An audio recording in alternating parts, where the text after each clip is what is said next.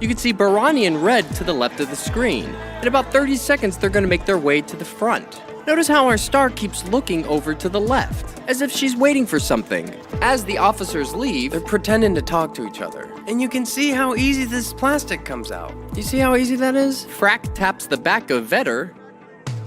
Jaden is the first one to give the command that there is a weapon at 34 minutes and 49 seconds. And you can hear others chanting the same thing. Notice that the gunman briefly removes his hand from the weapon, like he's communicating, replying to his earpiece. Look how long it takes him to do it. Notice this person just walking in the background. If we draw a straight line from where the weapon is to where our star is, you will see that they don't match up. The weapon is far below her neck area. And boom, right there. Now that's 15 seconds since Jaden announced there was a weapon. That's important. Now let's back it up 15 seconds. We can see this guy point to Orange. Orange gives a hand movement, and look, the Hollywood glass just falls right out. SWAT 1 goes to Sam. Now why would Blue ever be in on this conversation? Blue makes his way past Yellow, where he grabs him, and you can see Barani making a hand movement. And he touches Red on the back, and Barani signals her to get into place. And she goes through, and she's ready to fall. And they all scatter. Notice this guy in the background. No one looks in the direction of the gunman. Yellow gets into place. Now that's Rufio. Right when she goes up, he turns his back. It doesn't make sense that Rufio's corralled all these people into breaking down the doors only to step to the side and turn his back. In this angle, Rufio turns to take a peek. And he touches Red on the back. And Ninja automatically puts his hands up. Also, notice when she falls back, her backpack looks fairly plump. A perfect breakaway for a fall. And you'll see Yellow breaks her fall, boom, with his foot. And here you can see the plastic glass. Red gets out of the way. And interestingly enough, Ronnie moves down just to touch her right backpack area. Just for a brief moment. While Sam comes down, he moves her, 9 inches to his left. He's about to reach under her right shoulder. At the same time he does it, SWAT 1 briefly squeezes her right hand, or he's putting something in there. When Sam picks her up, she puts her hands in front of her face. It almost appears that she opens her eyes right there, and she just puts her hands down. Boom, she's set down, and then her elbows go down as Data and Orange move into place. Now Sam's gonna make a big hand movement. His left hand is still under her right shoulder, trying to give her a back massage and shit. Who writes this? And look how she's laying. She's still got her right leg up. It's only been 11 seconds since the weapon went off. And here you can see her curl the side of her mouth up, while a drop of blood runs out from under her nose, which takes less than 16 frames. Here it is in real time. No blood. And there it is. And she has her hands like she's about to give a shadow puppet performance. It's just an interesting face to make. No suffering. It's like, boom, instant death. She's basically using that backpack as a pillow. All the while, look to Sam's right. There's Ninja. And Ninja's been there all along. And he comes down with him. And it almost looks like she has a smile on her face. It's almost like a Mona Lisa. And she's holding her right hand clenched like she has something in there. Now you have SWAT 1 coming in, playing a scene blocker. And notice how Rufio is just clamoring over SWAT 3, because there's quite a bit of photographers in that room. Now look, frickin' Frack. He grabs him in the back, and he puts his hands up. See how he just grabs him and he puts his hands up? They were friends earlier, remember? And look at Barani. Okay guys, I'm just gonna pull out my phone. And notice how he looks at his hand. He's gonna do that a couple times. And there's a reason for that. So now SWAT 1's making his hand movements, you know, the big pointing. And now he's gonna put up his weapon. And he does this little dance with his knees. Okay, thank you. Thumbs up. Like he's pretending to talk to someone. And he's like, thumbs up. And now Data moves in. He clumsily takes his book bag off. Now here it gets really strange. With the exception of her nose, at this time code we see there's no blood on her. 3517. We're gonna see her pop in right there. Nothing. 3521. But wait, boom. 3525. 4 frames. That's 4 seconds. And now it looks like she's devoured some small woodland creature. Don't you love how blood defies gravity? But how is that possible? Let's back it up 4 seconds.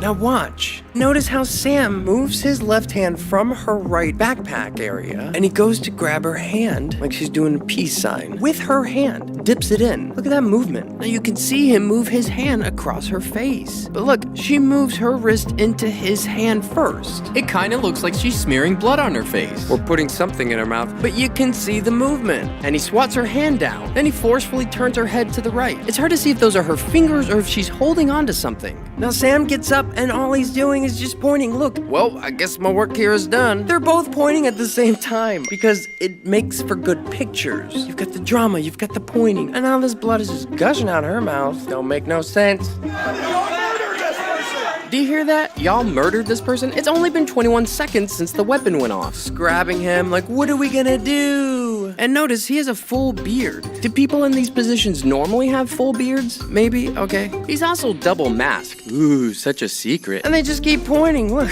SWAT 1, SWAT 2.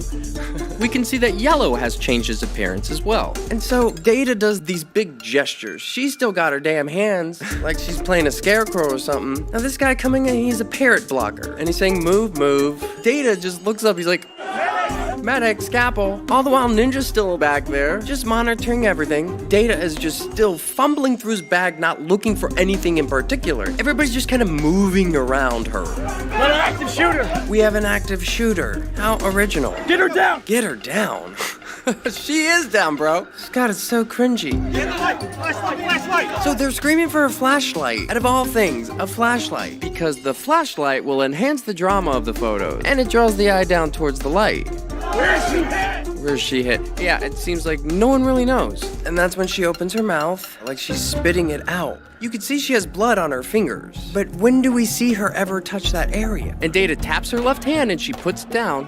He like flicks something away, fixes something out of her hair. It's unclear if Data is contributing to the blood effects or if he's just a scene blocker. You can see SWAT 1 knees her right arm closer to her, and then she tucks it under her right butt cheek. So this is the medic. He identifies himself as the medic. Notice that wonderful earpiece he has on. And let's see the various ways he tries to save her. Medic puts his water bottle down. SWAT 1 just grazes her. Everybody's just grazing her. Parrot blocker getting up in there. And so medic pulls down the flag that's tied around her neck. And notice he only had one glove coming into the room, which is very interesting. Look, when he does this move, she opens her mouth briefly, or she says something. So he's only using one hand, and she just lets some of the blood out of her mouth. Thank God for capsules. And her eyes she's looking at things, where before she was just looking straight ahead. At the same time, you can see them just hanging out. And here comes the scene blocker cop. Now Ninja's either just making hand movements for the camera or he's giving directions to SWAT 1. And SWAT 1 is just fumbling around with this little napkin, this little toilet in a baggie. Notice how Medic tucks this, what looks to be a cell phone, in between Data's knees. It appears Data takes the cell phone away with him. Did you see that? What is Parrot Blocker pulling from her hair? And here he puts it into his pocket. Parrot Blocker shouts to SWAT that he's a medic, yet does nothing. You can start to see his very small pool of blood, like the size of a cookie, right where Sam's hand was. That's when they all come out. Get back! We can't save her! Get the f*** back! We can't save her! We gotta get EMS here, guys. Now, notice Ninja just randomly puts his hands up. The cops have been next to him this whole time, and now he's putting his hands up. It's for the camera. She's dead. I caught her phone. Her eyes. Did you hear Jaden? Because he keeps repeating it over and over. He's saying the light faded from her eyes. They're all gaslighting because they know the audio is going to be recorded. So they're all kind of pointing and overacting and fumbling in their little corners. 3621, Taylor Hansen smiles. Look at Shades. And Fredo has no one to talk to. He's got nothing to do right now. And SWAT 1 and SWAT 2 are still fumbling with this stupid fucking bag. What is that, little gauze? So he's just tugging it along on the flag kerchief. Everybody's grabbing for her neck. What's that? That's Medic's hand. Do you hear the scrunch as he squeezes? And then Medic comes in. It almost looks like Medic hesitates, and then he comes in. Now we see this very small pool of blood. See how there's just a small passive blood stain? It leaves no trail or indication of a direction. There's no spine, satellite, or elongation tails. There's no cast off. There's no arterial spray or expirated spatter, which makes the use of a blood squib in her backpack and around her neck the most plausible explanation, which could be why during this whole ordeal they never untie the flag. She's gone, man. We're gonna see that black hat cap. He's still just looking for a pulse, but he just declared that she wasn't there. And now look, he clearly has blood on his fingers. And he turns his fingers around and looks at them. And he just wipes them on the flag. Look, he just wipes them on the flag. And he moves it out of the way. And that's when SWAT 1 comes in with his little towelette. Dab, dab, dab. Dab, dab, dab, dab, dab. Like this is fucking ASMR or some shit. At the same time, he snaps another photo. Barani's faking a call, looking at his hand. And there's Jaden, and Ninja just ninjas his way over to us. Scene blocker cop blocks Parrot blocker. Hey, what's going on? Who's that? Oh, he's got a radio. Maybe he'll call for help. No one's doing anything. Medic stands up. See, he's the medic with that sticker. And there's Adam Gray, taking all the photos. And it appears the clock reads 2:47. Fredo still has nothing to do. Now look, it's frickin' Frat. They're still hanging out. Frick sees the camera and begins acting again. Yep, we're still rolling. What? Got blood on the floor. Yeah, not that much. Now that's Yellow saying that. Oh, Vetter, bless your heart. And now look at Rufio with his hand on top of his head like, oh, it's such a shame. Oh, Bronny puts his hand around Red. There's the famous photo.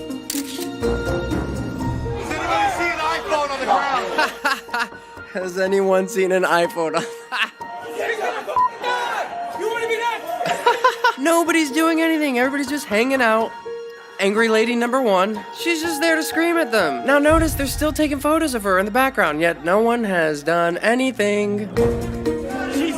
She's dead, she's dead. Hanson in the background. He's got his footage. This is, oh no, we'll see him later. Barani motions to medic. And now Fredo motions for Bike Cop 1. Look, more pointing, more big hand movements. Do you see any blood on Sam right now? He put gloves on, and he's got little paper towels or something. Maybe it's a script. They're still just getting all the pictures. Shades is making his big hand movements. Oh, he's grabbing Barani, but notice Barani puts his hand on his back, or he grabs him, and he lets go. Big hand movements. It's Jazz Fingers. And there goes Adam Gray. What's up, bro? Who later gets fake arrested. And then Red is pushed out with Data. See, they've already made one, and look how uniform they are. Looks like they made it just in time, even though they don't go out that way.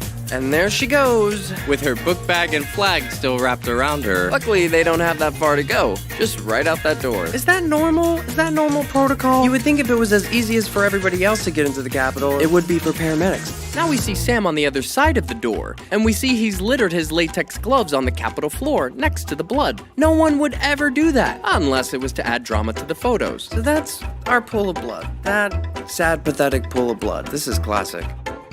Oh, you just stepped in the crime scene. Guys, you can't make this stuff up. I think he does do it intentionally because it creates a transfer pattern from the heel of his boot. It adds drama to the photos. He intentionally does that. Is that a cop?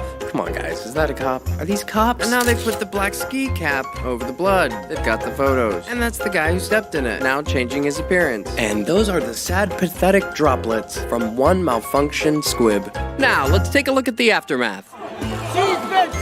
Oh no. And so they're all just echoing the same thing over and over again. They're getting everybody to spread the word. They just killed the girl! They just f***ing shot a girl right in the goddamn stomach. I thought it was supposed to be her neck. They're shooting kids. They shot a girl there. They shot a girl. This is like the cringe hour. They shot a girl. But listen to what this lady says. See it, but they shot a woman. They all acting. They just hit. That's amazing. It completely validates everything we're doing here. And notice coming down the stairs like a damn 80s movie, Thomas Barani. With his hand up, he's about to stop on the stairs and just start screaming. Shot her and killed her. And then no one's gonna pay attention. Wow. And now he caught somebody's attention. Shot her with a gun through the neck. She fell back into my hand. Bro, why are you lying? Oh, don't you mean your hand fell back into her book bag? Man, this guy's such a creep. It's not talk anymore! This is too much. God, this is so hard to look at. And here he is again. They shot her in the neck, and she fell back on me and started saying she was fine at school. What? Guys, you know none of that happened. And then she started kind of like moving weird. Okay, that's true. It could have been me, but she went in first. This could be you or your kids. Jesus. And here they're whisking her away on a stretcher. Notice these highlighter badges on all of them. Maybe you can tell me what these are. And maybe you can tell me what this black waistband is. Ooh, looks like they did a touch-up. He totally has his hand on her boob. And you can see she's clearly still alive. And notice all of these van shuttles in the background. Hey, look, it's SWAT 1. What was that about? Even Taylor Hanson got a spot on TV. And the minute that she hopped up in that pain, she had no idea that he was even there. No, she only had a 15-second warning. Bruh. From the first scream to her taking it to the neck. 15 seconds. He shot her right in the neck. Oh, now it's her neck. Hopefully Jaden will get it right. Yeah, so basically all the protesters kind of stormed to get into the chamber. And perhaps our last clip is most telling of all. And here's Jaden. They killed a girl. They killed a girl. I dead ass have it on camera. They shot her. I seen this shit on camera. They had. I guess we're all done. Yeah, so fuck it. I guess we're all done. Yeah, so fuck it. I got it all. So what do you think, guys? Can you see what I see? Is this shit legit? Maybe I'm missing something, maybe I'm overlooking it. Please, if you see anything I'm not seeing, write it below. Please use your word choices carefully when commenting. Hey, thanks for coming down the Babbitt hole with me. Are we being duped? If you learned something, feel free to subscribe. That's why I'm here. It's not just for fun. You know, it takes a lot of work to edit these videos, and I'm just one person. I don't have all the answers figured out, but I can tell you something ain't right. Please feel free to mirror, share, and please keep analyzing. Maybe we could start looking at this stuff a different way. Hey, thanks for breaking this down with me.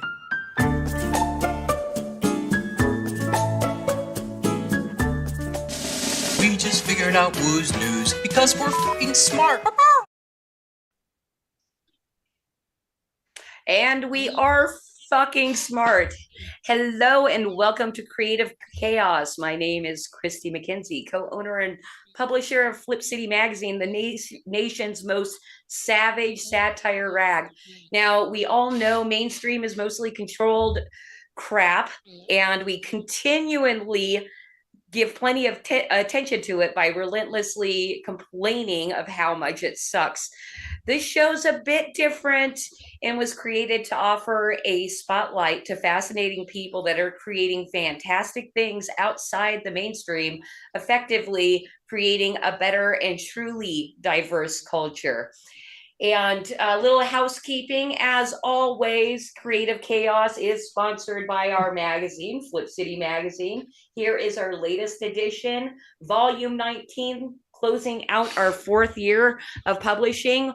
We decided to create this comic satire magazine to push back on wannabe tyrants and give you a reason to laugh at the insane world that we're living in. So we give you things such as ruled by ghouls. We give you a reason to laugh at the fact that we are ruled by ghouls. This piece in particular is written in Poe-style poetry.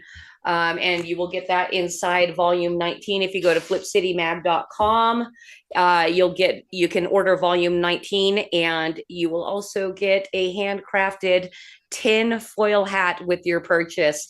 And while you're there, subscribe. So yeah, Flip City Magazine. You'll love it, I promise. And tonight I have one of my most favorite creators across all of the interzones, Wooz News. You are going to see me geek out and fangirl over somebody that is creating the best, most hilarious, I don't want to call it infotainment, because I think that diminishes what he's actually doing in exposure of corruption and bad actors and things like that. But it is very entertaining, especially if you were watching the everything wrong with the Capitol shooting in 21 minutes or less that we started the stream with tonight. If you came in early, that's what was playing, and it was created by Rafa at Wooz News, and we're going to bring him in right after this short opening sequence, which is bomb. Check it out.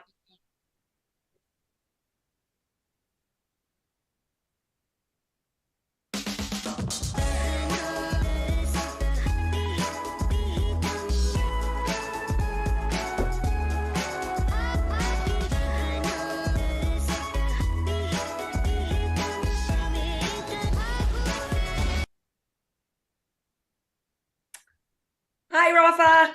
Hey! Happy holidays. Merry Christmas. I know, I said Merry Christmas. Coming up on New Year's. No, Merry Christmas, no apologies. That's exactly. Our tagline for Christmas. Thank you so much for coming to my tiny stream, and I am going to geek out and just be super complimentary of all your work. Is that okay with you? Oh, thank you. Do it. That's okay. Fine by me. You know, one thing in that opening sequence that we just played, what is up with the naked person on a wrecking ball? Yeah. I was gathering all these clips together when I was creating Wooz News. And when I first started Wooz News, it was more like a Tosh.0 uh kind of clip show. And so there was this idea of pop culture in the earlier episodes of Wooz News before it became, the J6 doc became what it is now. But there are two frames in the opening title sequence, which is only 17 seconds. One picture is we'll talk about David Crowley a little later, but there's a sequence where Wooz has a mask on his face and he's standing in front of this house.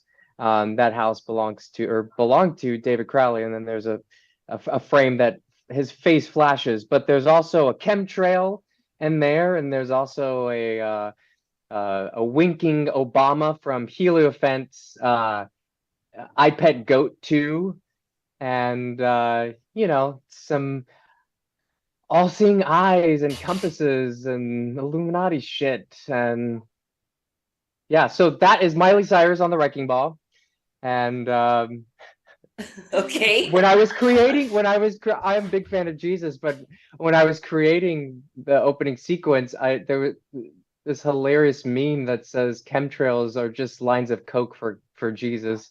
And so you have this chemtrail going by with somebody snorting a line of coke snorting the chemtrail while Miley Cyrus goes by on a wrecking ball, because how fitting.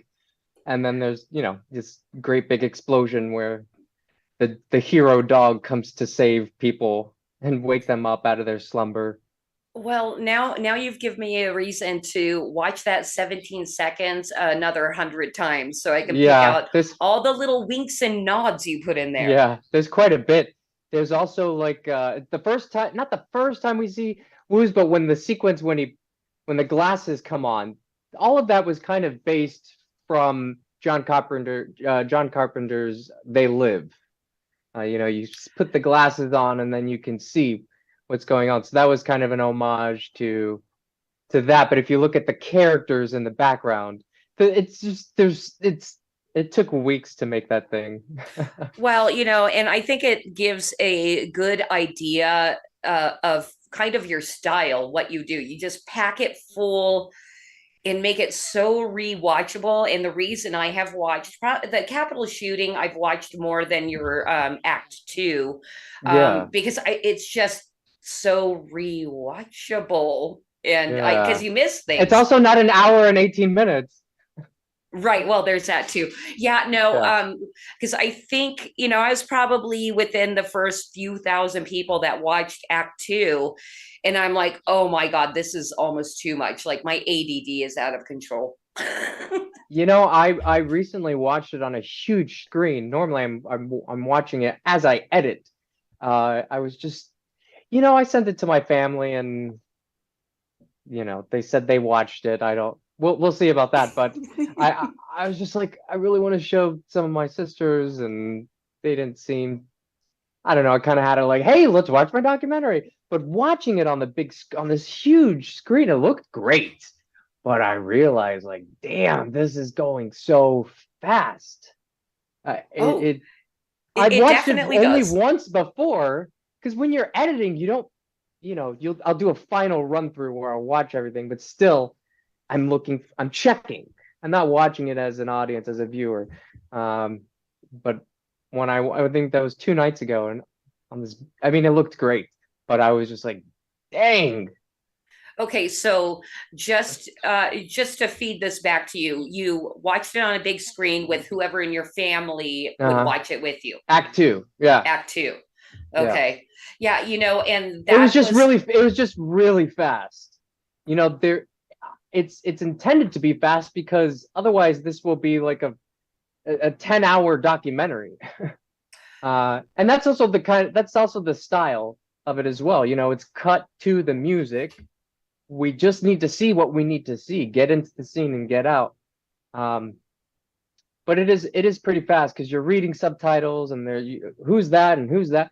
I think for me is pointing out all the characters. There's a lot of pointing out of characters, and and I realized people are just like, wait, who's who again? And so I really need to It's because I'm almost cutting like you Act 3 need. right now, and I need to I'm just giving a little bit more air, a little bit more breath to Well, the scenes, I and have not so fast. I have a suggestion, and it probably Sure, won't sell well, but maybe we'll like see. a user's manual, a 500-page user's manual, so they can read Sure, it. You can follow exactly. along with what's going on. Well, that's what I tried to do with Act 2, which was setting up this. You had the different chapters of kayfabe and learning the photographers and things like that. And I do try to hold my audience's hand and try to spell it all out for them. But I also have to keep in mind that sometimes our viewers are not watching. They didn't watch Act 1; they're watching Act 2 for the first time, or maybe when Act 3 comes out, they'll just watch Act 3 for the first time. And so you got to make it. It's kind of like if you were to go to any sequel, and there are those fine bits of detail that you're unaware of, but they generally catch you up to speed. But right now I'm just oh, here's so and so from Act 2, and it's like, okay, well, we're not going to see them again in Act 3, so let's just take them out. I don't care. Okay. So I'm cutting a lot of that out. Like if we go to the crypt at Obstacle 8, you don't need to know that there's Taylor Hanson and there's frickin' Frack, and I'll just tell you now, that's where Fredo and frickin' Frack and Taylor Hanson are all at, but it's not really. I realize it's not relevant to that scene. Okay. Anyway, yeah. Understandable. And now, me personally, I would say for anybody that hasn't seen any of your work, to start with the Capitol, everything wrong with the shooting, your Act 1. Sure, yeah. It's 20 minutes, so you kind of know what you're getting yourself into. It's a 6-minute scene. The video itself is 21 minutes, but the scene itself is 6 minutes. And obviously it was a lot easier to do. I also didn't know hardly anybody in the room because, I took the footage I had and edited it, and it took me about 3 weeks to put it out there, almost a month. And unlike Act 2, which was 2.5 years. Right. And one thing I was interested in, because I kind of looked through your social media to see if you actually ever put it up. But on another stream, you had mentioned you actually had one of those conspiracy boards with the strings. Is that for real? Did you really That is have for that? real. I really truly had that. That was for the Aurora, Colorado shooting. There are just some false flags that I became, I don't want to say obsessed with, but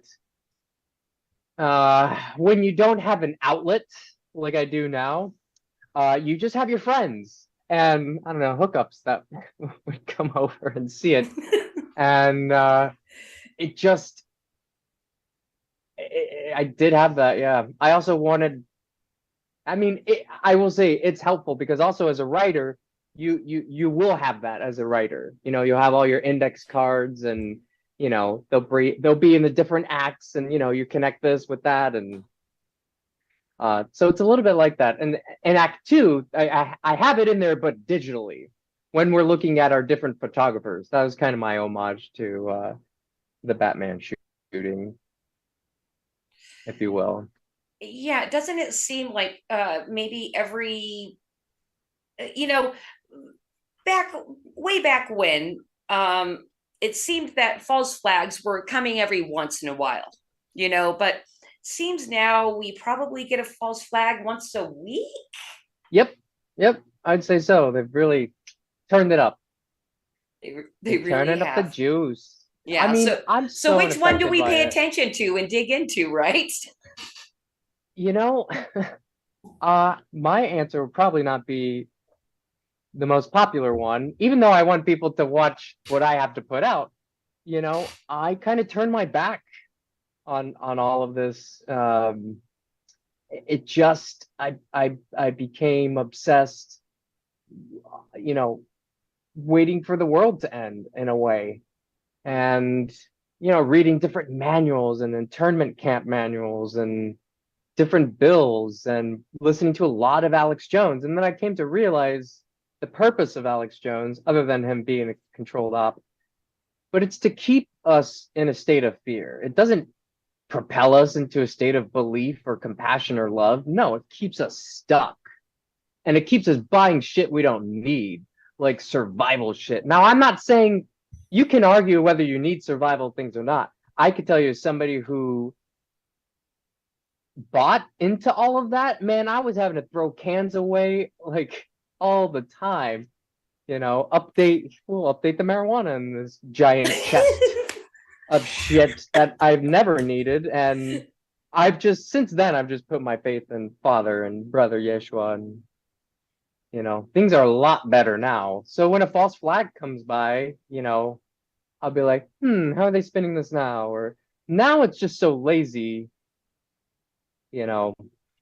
Hey, but one thing I gotta say, we live in California, so it's not a bad thing to be prepared, because it could be an earthquake. Come on. I'm not. No, I didn't mean. I see. That's the thing with live streams. You need your weed after the earthquake.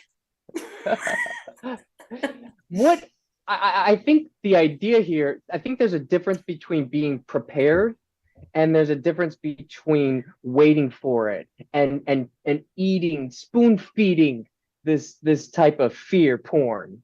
And what else can I add to this? You know, is this enough? And just adding and I could remember just being so unpleasant to be around, because people would be all, you know, happy or whatnot, and they come over to me and we're smoking a bowl, and I'm like, so did you hear? You know, I'll try to get it in that way.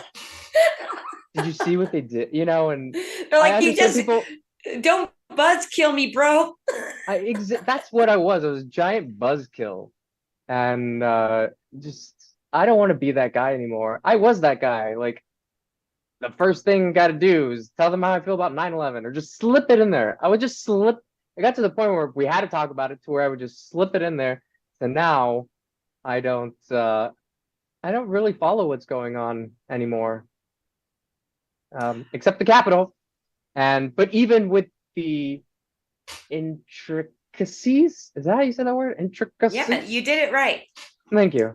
I always like to say intricacies. The intricacies of the Capitol are not very like, I don't care who's in jail or in jail. You know, I think over time, as I've done the Capitol, and I've been contacted by some people who are going to jail or are just coming out of jail. And yeah, there's quite a few people trying to convince me that they're not paid protesters, but I know they are. And then there's others that, like I said, the real story of January 6th is the one they're not telling on the news. And it's not just fake cops and fake, you know, Trump supporters. It's the actual Trump supporters themselves. And I don't subscribe to Trump, but I don't subscribe to any president. My last favorite president was Zachary Taylor, if that tells you anything. But I do support the human race and the human spirit. And I understand that these people saw that their constitution, or that the tyranny, the multitude of tyranny in this country, and they wanted to do something about it. And these are the people that you don't hear about that are going to jail. So this story is taking on a whole another level. You know, I didn't know how far this was going to go, and now I'm in it. Right. Yeah. And Yeah. you had mentioned, you know, a lot of people try to convince you, no, you're wrong on this person, or you're wrong on that person. This is definitely like a real patriot that is not controlled, or, you know, this is real. Do you respond to those people? Do you just leave it alone? You know, do you feel like you need to prove anything to those people? I've already put out my argument, if you will, about how I feel about that. A lot of people, for some reason, it's become a new thing, or for a couple of weeks now, they want me to debate the Q shaman, Jacob Chansley, and I just don't see the point in that, because I've already put out my work. Well, and you know, I do see a point in it, because you should. I'm not going to shoulda all over you, but in my view, anything that can get more eyes on what you're doing and your documentary, you know, if you can find the energy within yourself to do that, steal his platform, use it. You know, it's basically a soapbox. And Sure. I'm not saying you won't get hate or anything like that, but you know, it I've is already going gotten to my bring more fair share. attention. Yeah, I'm sure. If it brings more attention to it, that's fine. I'm always just like wait for Act 3, and then maybe we can have a debate. Okay. But it's just like, you know, some of these other like Gateway Pundit wanted me to bring me on, and of course, if you watch the director's cut of Act 2, you would know that that's probably not a very good choice for Rafa to go on Gateway Pundit. I don't trust them anyway. Like it puts me in a very strange situation when I'm having to, I guess, be on the interwebs or debating somebody that I believe in my heart is part of all of this deceit. So it just makes me feel awkward, and I'm not very good at hiding things. I'm not very good at. I don't have a poker face. Yeah, you're a genuine person. You mean? Yeah. Oh yeah, authentic. I'm authentic, eh? Hey, how often does that happen? They're out there. They're definitely out there. Yeah. And hey Rafa, I just wanted What's up? check in. I wanted to just check in with my chats real quick and say hello to Pastor Chatelet and Salty Oh, what's San up, Diego. Pastor Chatelet? Yeah, what is up, Pastor Chatelet? We love that man, do we not? Yeah, he's great. I've had some fun conversations with him. I'm sure you have. In fact, Yeah. you've been on you know, some of my friends' streams, and I know they go forever and a day. And I watched a portion of Pastor Chatelet's and heard you guys debating and Debating about Jesus. Debating about Jesus. Yes. And, you know, I also have to get work done. So that is often why I don't hop into the cozy pond over there, is they're so ADD and so distracting that I'm like, love you, Pastor, but I'm not going to hang out in your chat very often. But so hello, Pastor Chatelet. Hi, Pastor. And Zomg, this is awesome. LOL, you were always in my streams. Thank you for coming over until Valhalla calls over. What's up until Valhalla calls? Yeah. Over on Odyssey. Those are who's watching over on Christy, Odyssey. let me ask you a question. Are you you're able to hear me? Are you able to see me? I am, and I am. Okay, great. Which, by the way, I freaking love your hair. You have great thank you very hair. much. Yeah. Thank you very much. When you popped in, I meant to tell you, like, backstage, how great your hair looked. Thank you. I did fix it like 3 hours ago because I thought we were going live 3 hours ago, but that was my B. And so I'm like, what am I gonna do for 3 hours? And then I found something. You did your hair? No, I actually came across some information that put me in a funk, and I just spent the last couple hours getting out of it. Well, you know, one thing I'm very disappointed why we're streaming while you're in Florida is that I don't believe we're gonna get a cameo from actual Wooz tonight. No, not today. I know that sucks. I mean, damn you, Rafa, for saying yes, we can do it. Hey, if you want to do a part 2.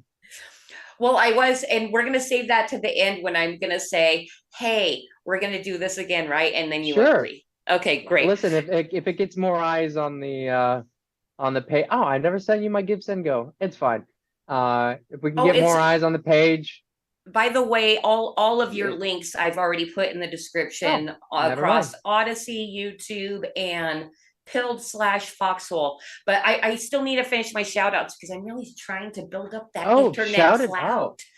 So yeah, I don't even know how to say this name, and I believe it's probably one of your friends. We've got Greater Hater. Oh, Greater Hater. What's up, Kelly? Oh, Kelly. So I would say that is my new friend as well. Yeah. And Skunk12 over on YouTube, and my friend Mike Lorber checked in. Citizen Lens, thank you so much for popping in and saying what's up. Yay. Love that guy. Oh man, I've been seeing him go crazy on Twitter promoting your stuff, and I'm just so happy to see that you have so many people supporting your work. It's a handsome fellow over there. Is he a handsome? I need to check out what he looks like. Okay, and digital cleaner. Sorry to put you on blast, Lens. And my friend Jordan as well over on YouTube. I can't actually see the comments. Oh, I yeah. guess I could. What? Oh, wait. Maybe if I Cosmic. go... Oh, yeah. Click on Cosmic Grandpa's thing in that, and you'll be able to see. But oh, maybe I could go to the YouTubes. Yeah, I don't know. YouTube might have the fewest. It's fine. You know what? Now. It'll be distracting for me. Then over on pilled.net, we've got Hang 10, Alien Surfer, my friend Norm over there, Timber Jet, Plain Truth, Paul Thaddeus, Deplorable Thora, Timber Jet, and I think that's all that has popped in my chat. So hello, welcome. Thank you so much for watching Creative Chaos #3.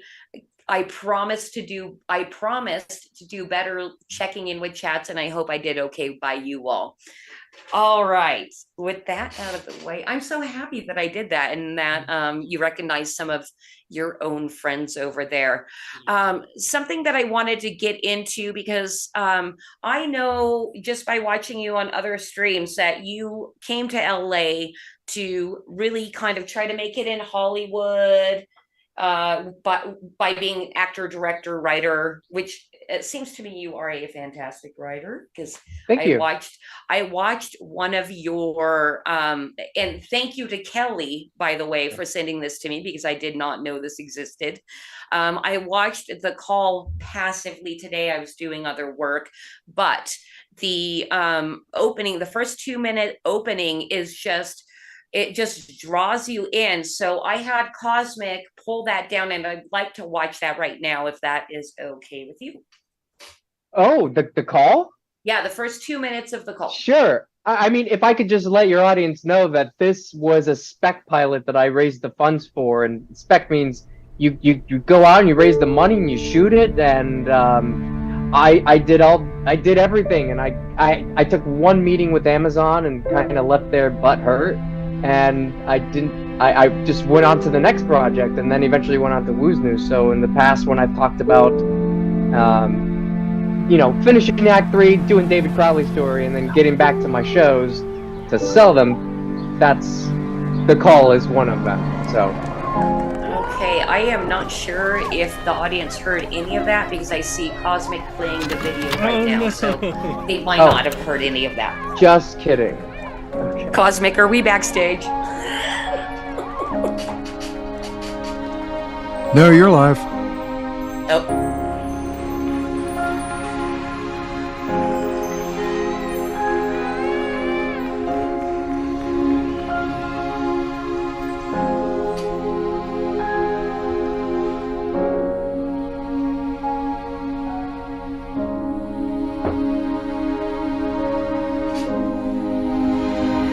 My friend.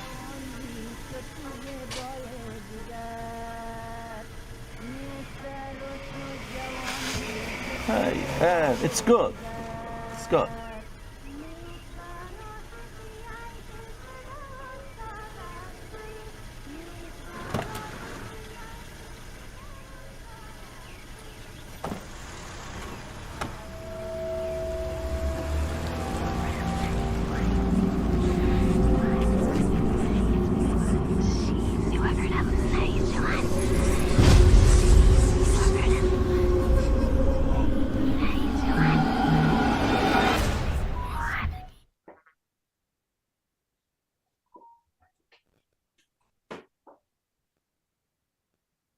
Oh, hey, we're back. Hey. I'm still learning how to stream, especially with a super duper awesome producer. Hey, so Cosmic, if you don't mind just popping in and giving us a little feedback, was the sound on that video going out live, and me and Rafa were talking over it? Correct. And okay. The feedback was not on, so you guys were not hearing it. I apologize for that. Okay, no biggie. So I'm glad that the audience got to see the 2 minutes of the beginning of your spec pilot, which I'm assuming never, got picked up. It did not get picked up. I had one meeting with Amazon, and and I said something like, doesn't Amazon want to be one of the good guys? And the guy said, we don't care about being one of the good guys. We just want to make sure we get your $99 each year. And I said something like, maybe Amazon should, I don't know, reflect on their manual or I don't know, something stupid in the heat of the moment. Oh, maybe Amazon should rethink their business structure, some shit like that. I don't know. Yeah. But it was enough for me. Mr. Principled over there. Yeah, I mean, but the idea was to go to every network and pitch it. The thing that I didn't have in my favor was I had one big project that was already done. I didn't have anything else. I had things in the works, but I didn't have anything else. So that's why, took a break from the call and started working on my other shows. And there's a lot more work to do. Yeah, and that was something when Kelly brought that to my attention and I watched it today, because I had heard that you were, doing kind of wanting to weave your way into the Hollywood thing. And then I watched this and the call, and I had something that popped in my head was, so basically you've exposed yourself as somebody that probably would not fit in very well in that structure. Do you have any plan to still work in the industry after this, or what is your plan after, everything's fixed and we're living in a fantastic world, that's there's reasons why I did Wooz News anonymously for 3.5 years or whatever, 4 years, and I had a very intense spiritual phenomenon happen to me in April, and back then this act 1 was already out, but I'll tell you, man, like, I was checking behind my door. I was scared all the time, and I feel like Father put me through a series of tests where I got used to somebody coming to kill me, which might be awful to say, but it got to the point where I was just like, fuck it. I'm going to put my face out there. Like, I got so tired of making sure the VPN was on, and you couldn't, if I hadn't made that choice, I wouldn't be doing any of the interviews, I probably wouldn't have continued because I wouldn't have had my Give Send Go to pay my rent, to help pay my rent. So I think, right. Well, I didn't want to live in fear anymore. And Father knows that this is something that I've wanted since I was a baby, to make movies, to be in movies. I love movies and TV. And even though I don't so much as watch them too much these days, just because I'm mostly editing, but I would love to. There's how do I want to say this? I love to do so many different things, and one of my pilot, well, it's a limited series. One of my limited series is a true crime story. It's a detective story, and I love investigations. I love detective work. I watch forensic files and cold case files pretty often, and I'm working on a case in the background as well. So I'm a little bit of an actor, a little bit of an artist and writer and director, and a detective, and I would love to see that come to fruition. I would also love to be a gardener and be a father and a husband one day, and so I have big dreams. I would really love to get into. I would really like to help people on a spiritual level, not necessarily like, here, take ayahuasca, but I would more on an Edgar Casey level or a John Edwards level, like something just fan-fucking-tastic and dealing with the spirit realm. Yeah. Seems So. like you need to make a choice, some kind of choice. That was a long list of things you want to do. Well, I've only have this suit this one time, so try to fit it all in there. But I'm living in the flow. I still have a couple more months to finish Act 3. My plan is I'm trying to get a case reopened. The David Crowley case, I'm trying to get that reopened. I have requested several signs from the universe, whether to commence with that. I'm going to stop you right now because Stop me. we're entering our next phase, which Ooh. includes a Flip City segment, which is called which includes mansplain. And so I think it's time for us to head over and talk about the next thing that you're working on. So Cosmic, if you can play my little stinger, that would be great. Just did. Oh, you did. Wonderful. We're in the mansplain segment. And Yay. I am going to find my little spiel here. So mansplain is a segment that we do weekly because I'm just a silly girl and I need to have men explain things to me. In fact, I actually really like it. And we all know kind of in our cultural realm that we're living through right now, men's voices really are quite suppressed. So with my super duper huge platform, I'm going to give Rafa a soapbox to explain about David Crowley, somebody I know very little about. And after we spoke today on the phone, I pulled up the super inflammatory headline, and I believe it was from the Daily Beast, saying an alt-right filmmaker's descent into madness, paranoia, and murder-suicide. So, Rafa, if you want to tell us a little bit about the next project you're working on. I know it has to do with David Crowley. It does. I get very strange feelings when I hear those kind of headlines. I mean, I talk about David with every interview I've done, so forgive me for repeating myself. But he wasn't an alt-right kind of guy, but I don't really know how you would classify him. But he was a filmmaker, and he was creating a trailer called Gray State.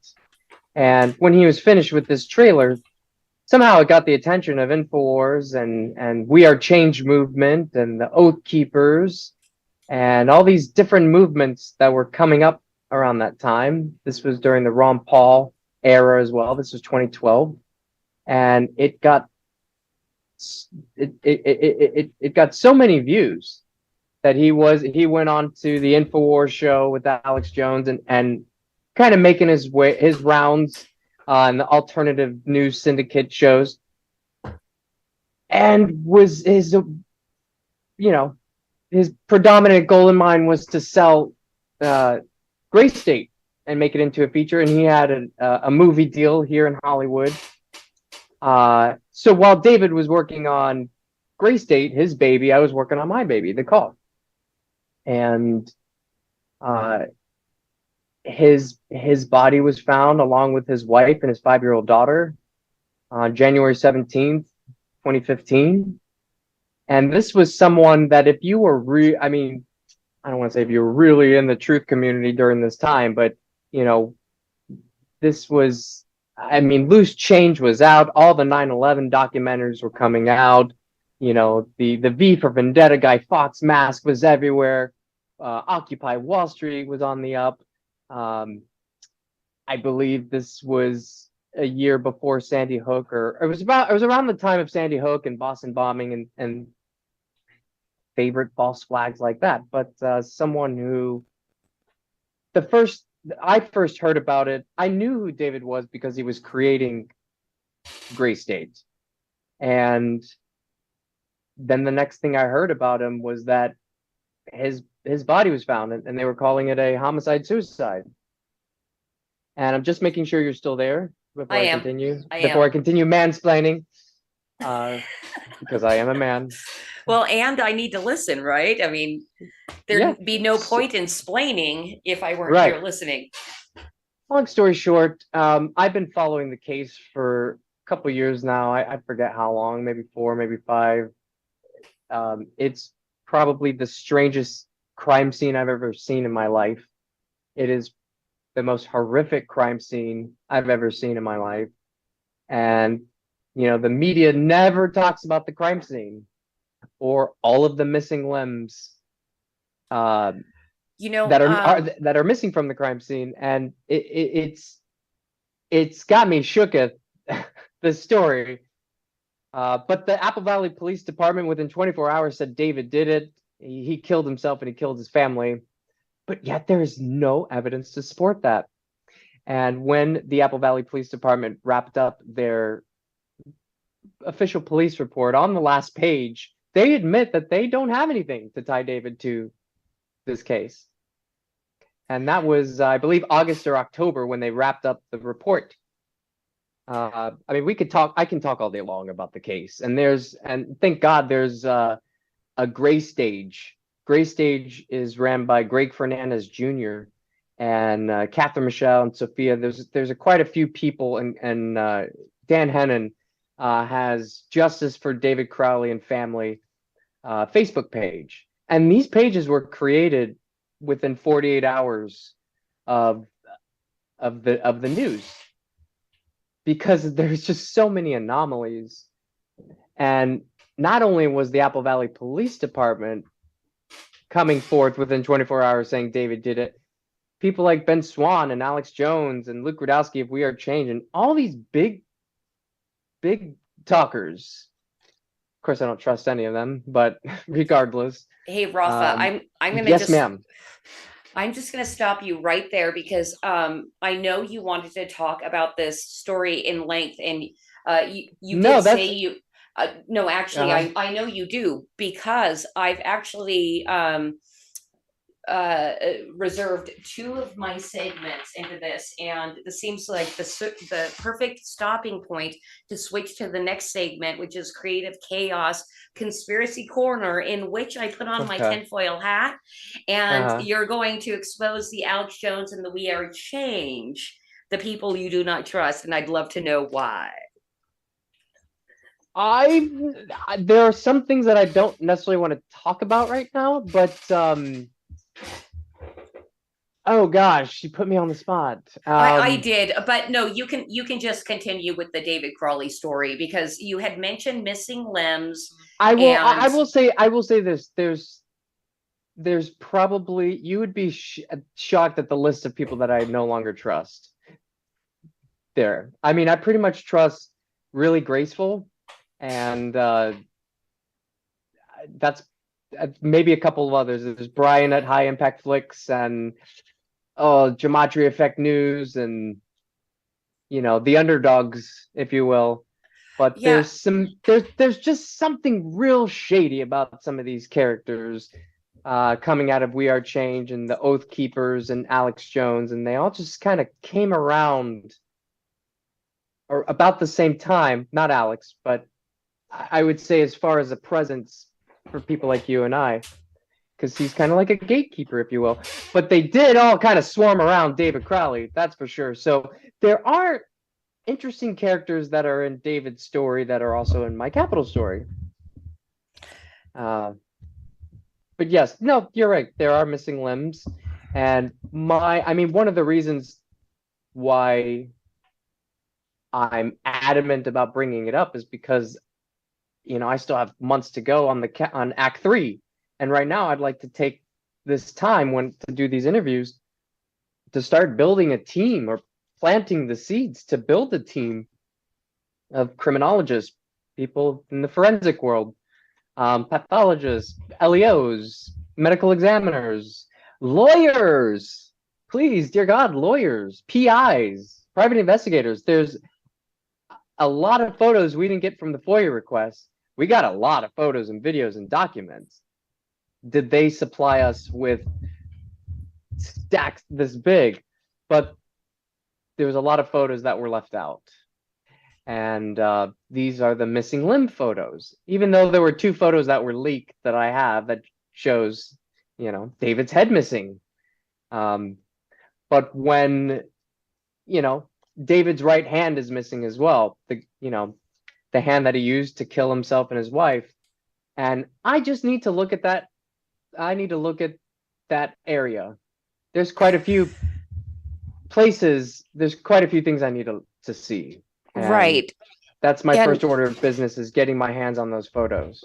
And that is the thing too, because until recently, and I can't believe my own mind for not realizing this, you are an investigative journalist. Yeah. You know, so reporter, yeah. Mostly. I mean, I don't write about this. I you know, I do feel like a detective, like an investigator.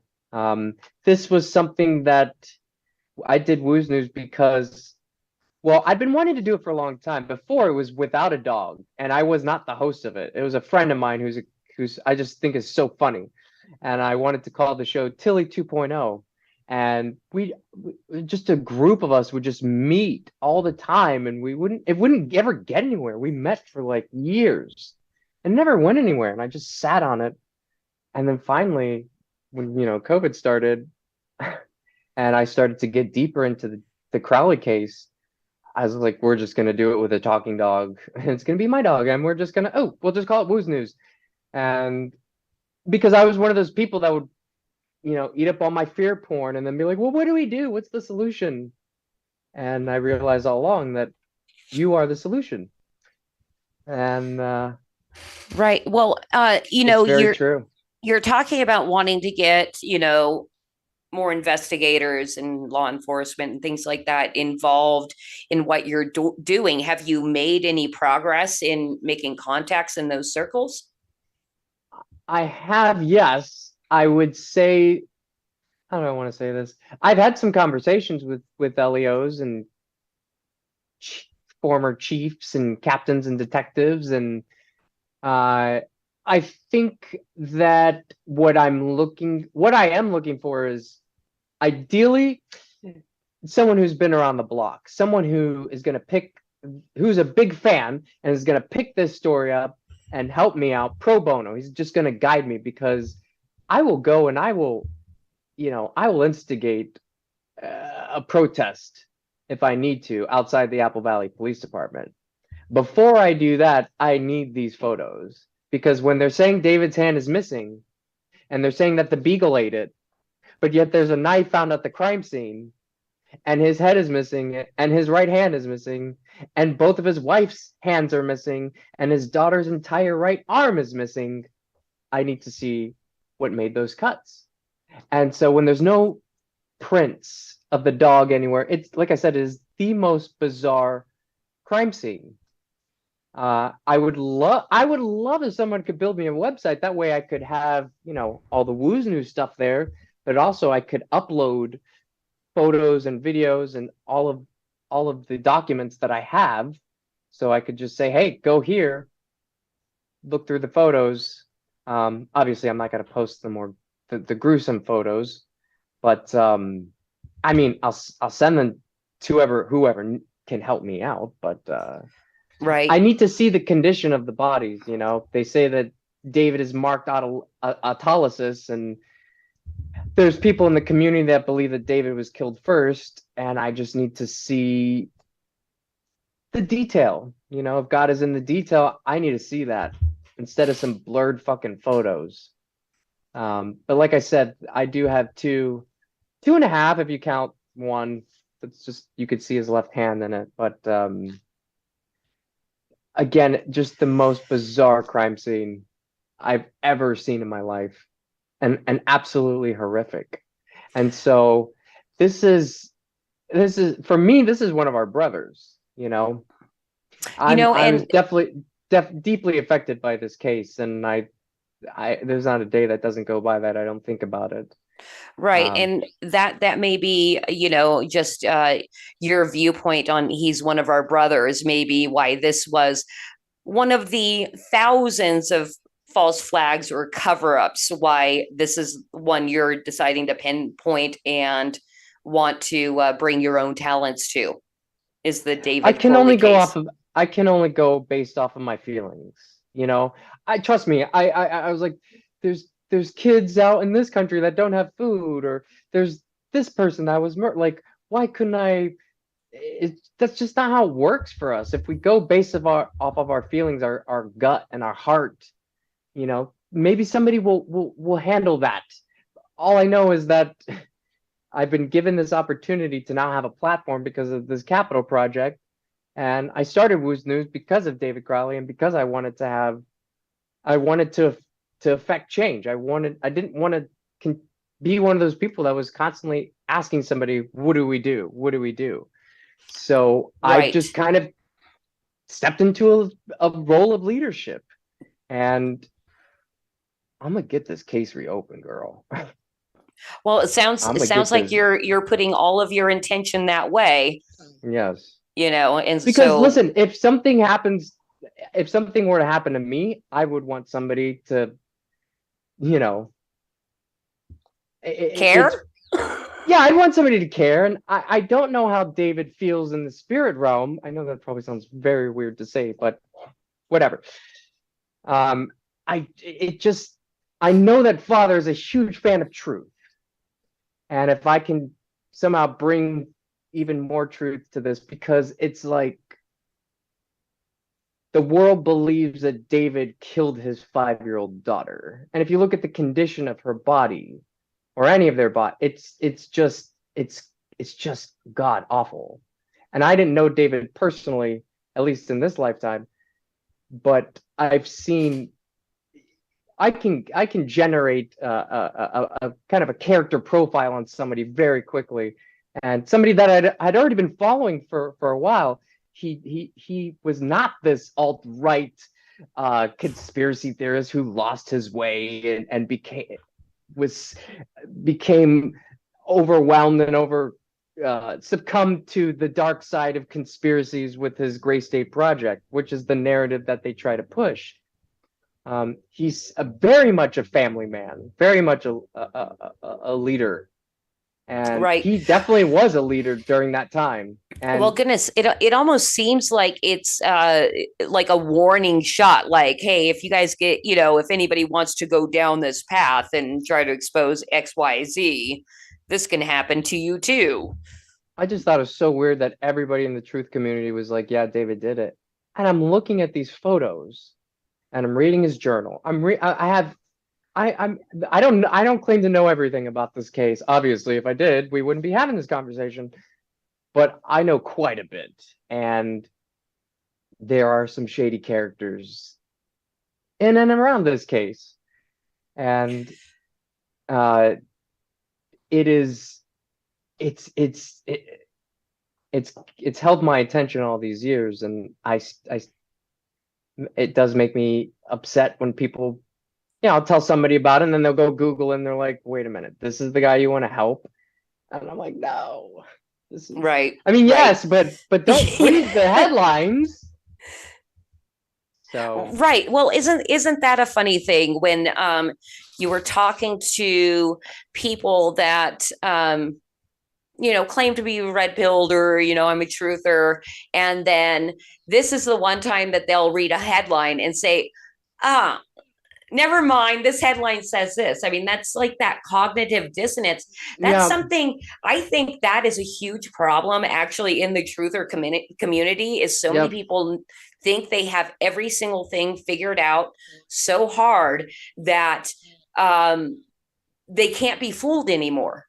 And that just is not the case. In fact, it's why I love your work so much, is it helps me break up my own cognitive dissonance.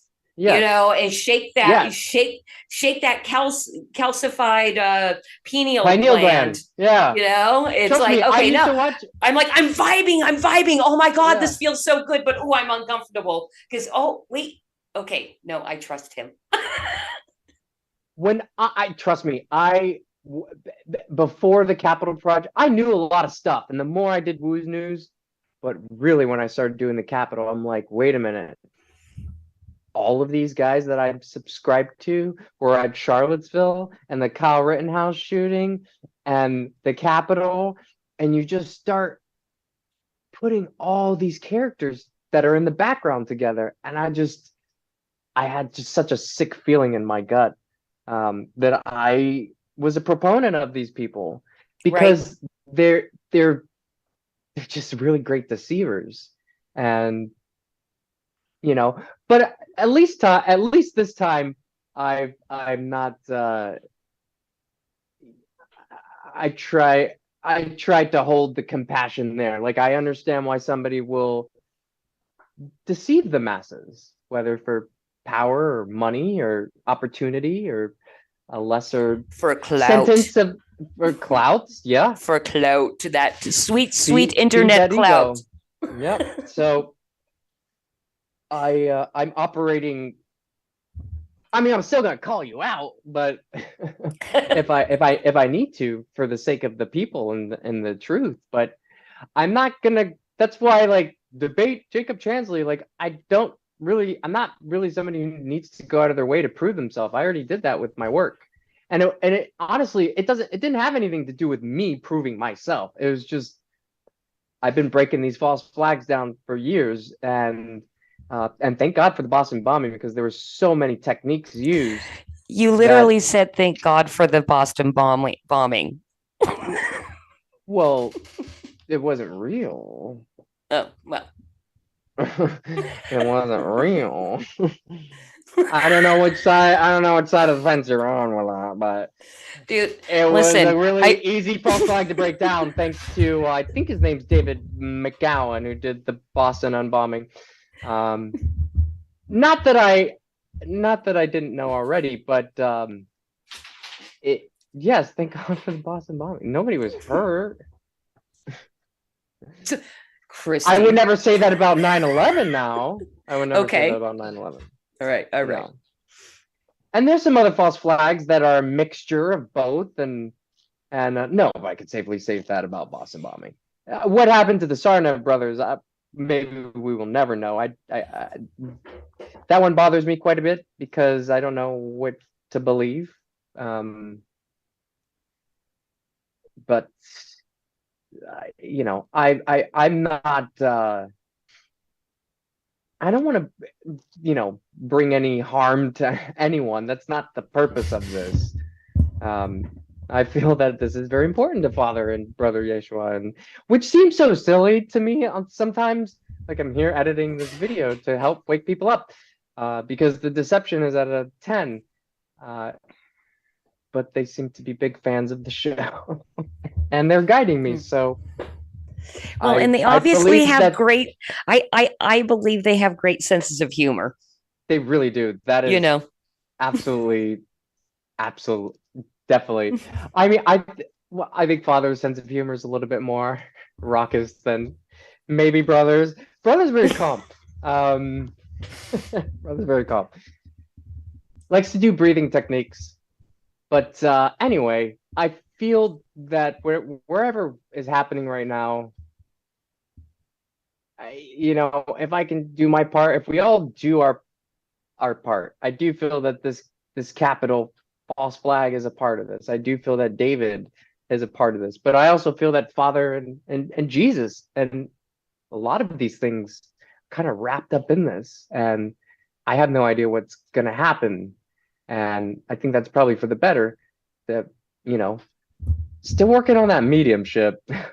Would love to, like I said, I'd love to help people on a, very kind of supernatural kind of way. Right. Well, I'm sure you will be led, your energies will be focused towards what you most need to do at any given time. Right now, that's Act 3. Right. So. And your plans are to have Act 3 and done and out within the next couple of months? Yeah. I mean, definitely this year. Definitely this year. I brought my laptop and my G-Raid with me. I was editing today, which is just so, I feel like a little T-Rex trying to edit on the laptop. you know. Yeah.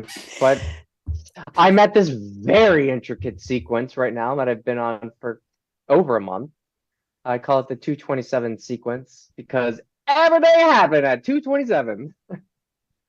All right. So much shit goes down at the same time, so it's just getting over that 227 hump, and then we're off to the photo shoot in the house. I did just happen to learn there were, I'm not going to say it now. It's not even relevant, but it's relevant to me. There are some people that I wanted to know who they were.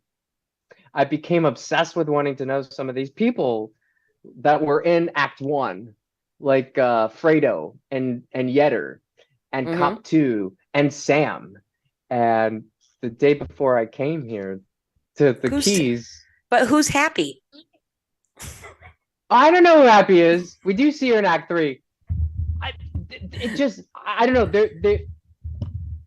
I like to focus on people who are, because we revisit that scene outside the speaker's lobby, and we have new footage and new insight. And anyway, long story short, learned who everybody in that room is. Finally, thank God. So it's no longer a mystery to me anymore. It's just, I would spend a whole week trying to find one photographer's name. And luckily, this just kind of fell into my lap. I'm like, well, here it is. It's all here. Every single character in that room. I couldn't believe it. I don't know what that has to do with anything. The fact that finding a single person's name takes you an entire week while you're making an entire movie. I wanted to know who Sam was. Yeah. And, going back and forth this Crowley case. Right, absolutely. And I think we have actually passed our 1 hour mark. Womp womp. Yeah. Womp womp. All right, so what do we do now? Well, I think we should. Oh my goodness, I got a donation. Hello. Yeah, I got a can from Maven. Thank you, Maven, over on Foxhole. And actually, Foxhole? What's a can? Yeah, so Foxhole is a relatively small streaming platform that is absolutely uncensored. The reason I love Foxhole, it's called pilled.net also, is the fact that they're absolutely uncensored, but it's also a smaller platform, and the community is very, very strong and very supportive. So I've heard that before about Rumble, but yeah. Rumble be taking my shit down. I can guarantee you if you they ban my shit all the time. And that's the thing. I think most of my audience who would be watching this stream, because of the little circles I run in, already knows Rumble sucks. In fact, on Foxhole they call it Crumble. Yeah, so if you see Cosmic's screen right now, you can see the chat from Foxhole on the left-hand side. Very good. Yeah, so it's a small, super independent platform where I actually have spoken to the people that have created it and all that. So hooray for Foxhole, my #1 platform, and really trying to build my community up over there. So thank you, Paul Thaddeus, for the can, 451 actual for the 451 gold pills, and Maven for the can over there as well. And let's see. I don't know how to see if anybody donated over on Odyssey. It doesn't look like Odyssey was very active. Screw you guys. No. Love you. And thank you for everybody that hopped on over on YouTube. I am not monetized over there. And that was something I was super excited, and I'm keeping the live stream up, including the Capitol shooting, because I know that was taken down off YouTube for you. So basically that's my challenge to YouTube. Like, go ahead, give me a strike, take my live stream down. I don't give a shit. Well, when they ban your whole channel, then you start to give a shit. But I filled out an appeal, and I can't believe it. I cannot believe it. It worked. Though I did file an appeal with when they took down Act 1, and that did not work. But then when Act 2 came out, they banned my entire freaking channel, and then and then I filed the appeal, and then they gave me back my channel, but they took down Act 2. And then I filed another appeal, and I got Act 2 back the next day. I always take little screenshots of all of these moments and put it in my little Wooz News keepsake folder. You know, no, it's just like I said, I'm not sure what I'm gonna do with Wooz News after Act 3. Like I said, the plan is to do David Crowley story. But I'm unsure, what the future looks like there with that. I like Wooz News because I get to act and direct and write and edit, even though after editing all this Capitol shit, I probably never want to edit for the rest of my life. My butt hurts all the time. We'll see what we'll see what the universe has planned for me, but right now there's a lot of work to do, and I think it's to tell you a little secret, I was not going to release Act 2 until a few weeks until Act 3 was completed. But Father pushed me to release it at the time that I did. And I'm actually glad that I did because, some people are just now getting around to Act 1. Right. So I think it's good to have this in the interim. In the background, also can plant the Crowley seeds. Well, yeah, and what I've seen is because you came out public and you've been able to kind of do this kind of alt media blitz, it's going to bring more attention and more excitement for Act 3. Yes, and I wasn't going to say this, but I did say that something was bothering me earlier, and I kind of had to get myself out of a funk for 2.5 hours. And I don't know what to make of it. There's a woman named Janet. I think it's Osprod, or I'm probably butchering that. But I remember when her Fall Cabal videos came out a few years ago. Yes, I know exactly what you're talking about. I was a little suspicious because of the view count. When a video comes out that fast and has that many views, it doesn't necessarily mean anything, not every time I get a spidey sense, it means something. But regardless, that always kind of made me feel better about doing Wooz News. It was okay, well, if this woman can do it, so can I. And now, as just a few days ago, I understand that she was missing for 5 weeks.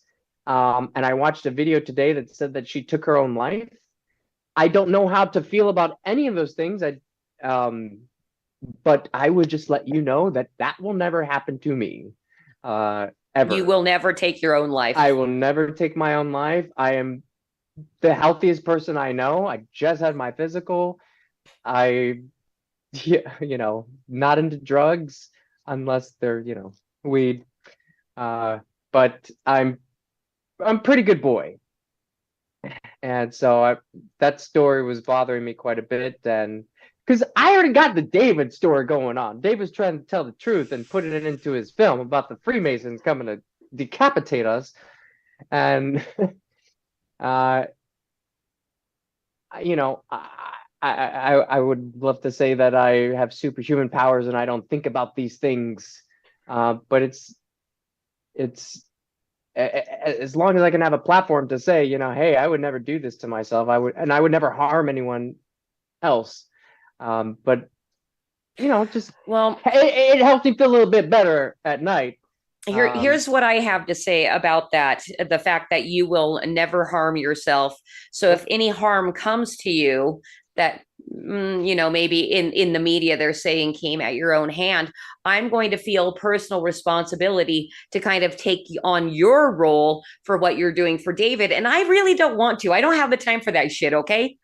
It's funny because I realize that if I don't do David's story, I don't know who else will. I don't, because if they would have done it already. Just like if one of your favorite alternative news people wanted to come out and tell you what really happened at the Capitol, but none of them have done it. Not a single one has told you the truth about the Capitol. They've got you chasing your damn head around. Yeah, and there are other, kind of what you're doing, what really happened at the Capitol, but it's not. But and I've they're all seen them. The same narrative. And this is yes, exactly. And this is when I see these things pop up, I'm like, not that. Look at Wooz News. This is what really happened. And maybe maybe. These people refuse to. I don't want to put something into the future. From my perspective, since Act 2 came out, I don't want to put anything into the future. We're just talking about the past right now.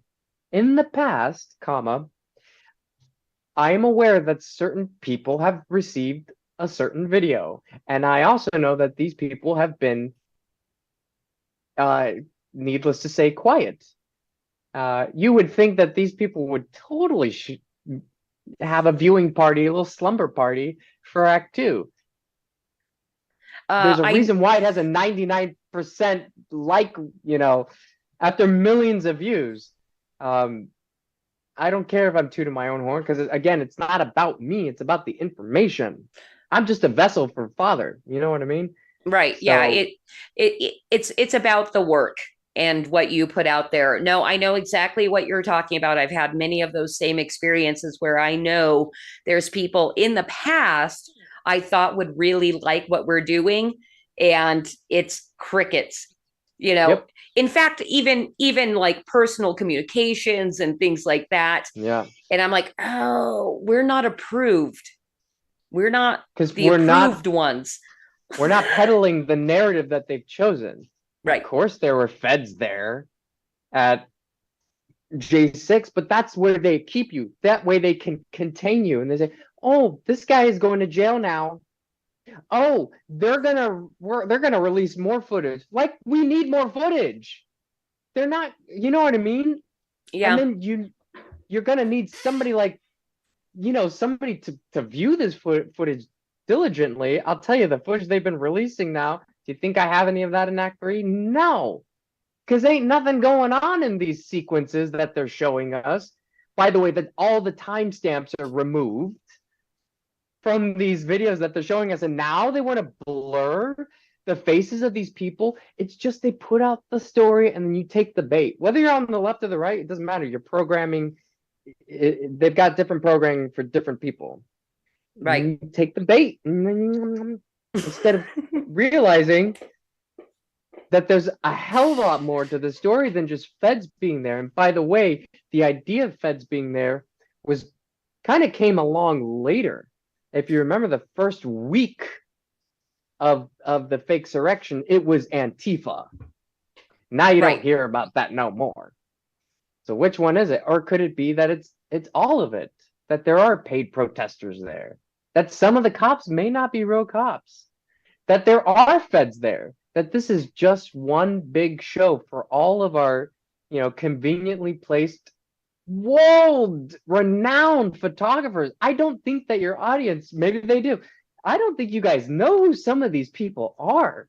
Please go to Getty Images, type in their names, type in any one of their names into Getty Images, and look at all the other places they've been. These are not just your run-of-the-mill, happen to be there, DC photographers. These are people we've grown up with their pictures, or we've grown up with their father's pictures. And thank you for the tip of a way to easily research, small things like that.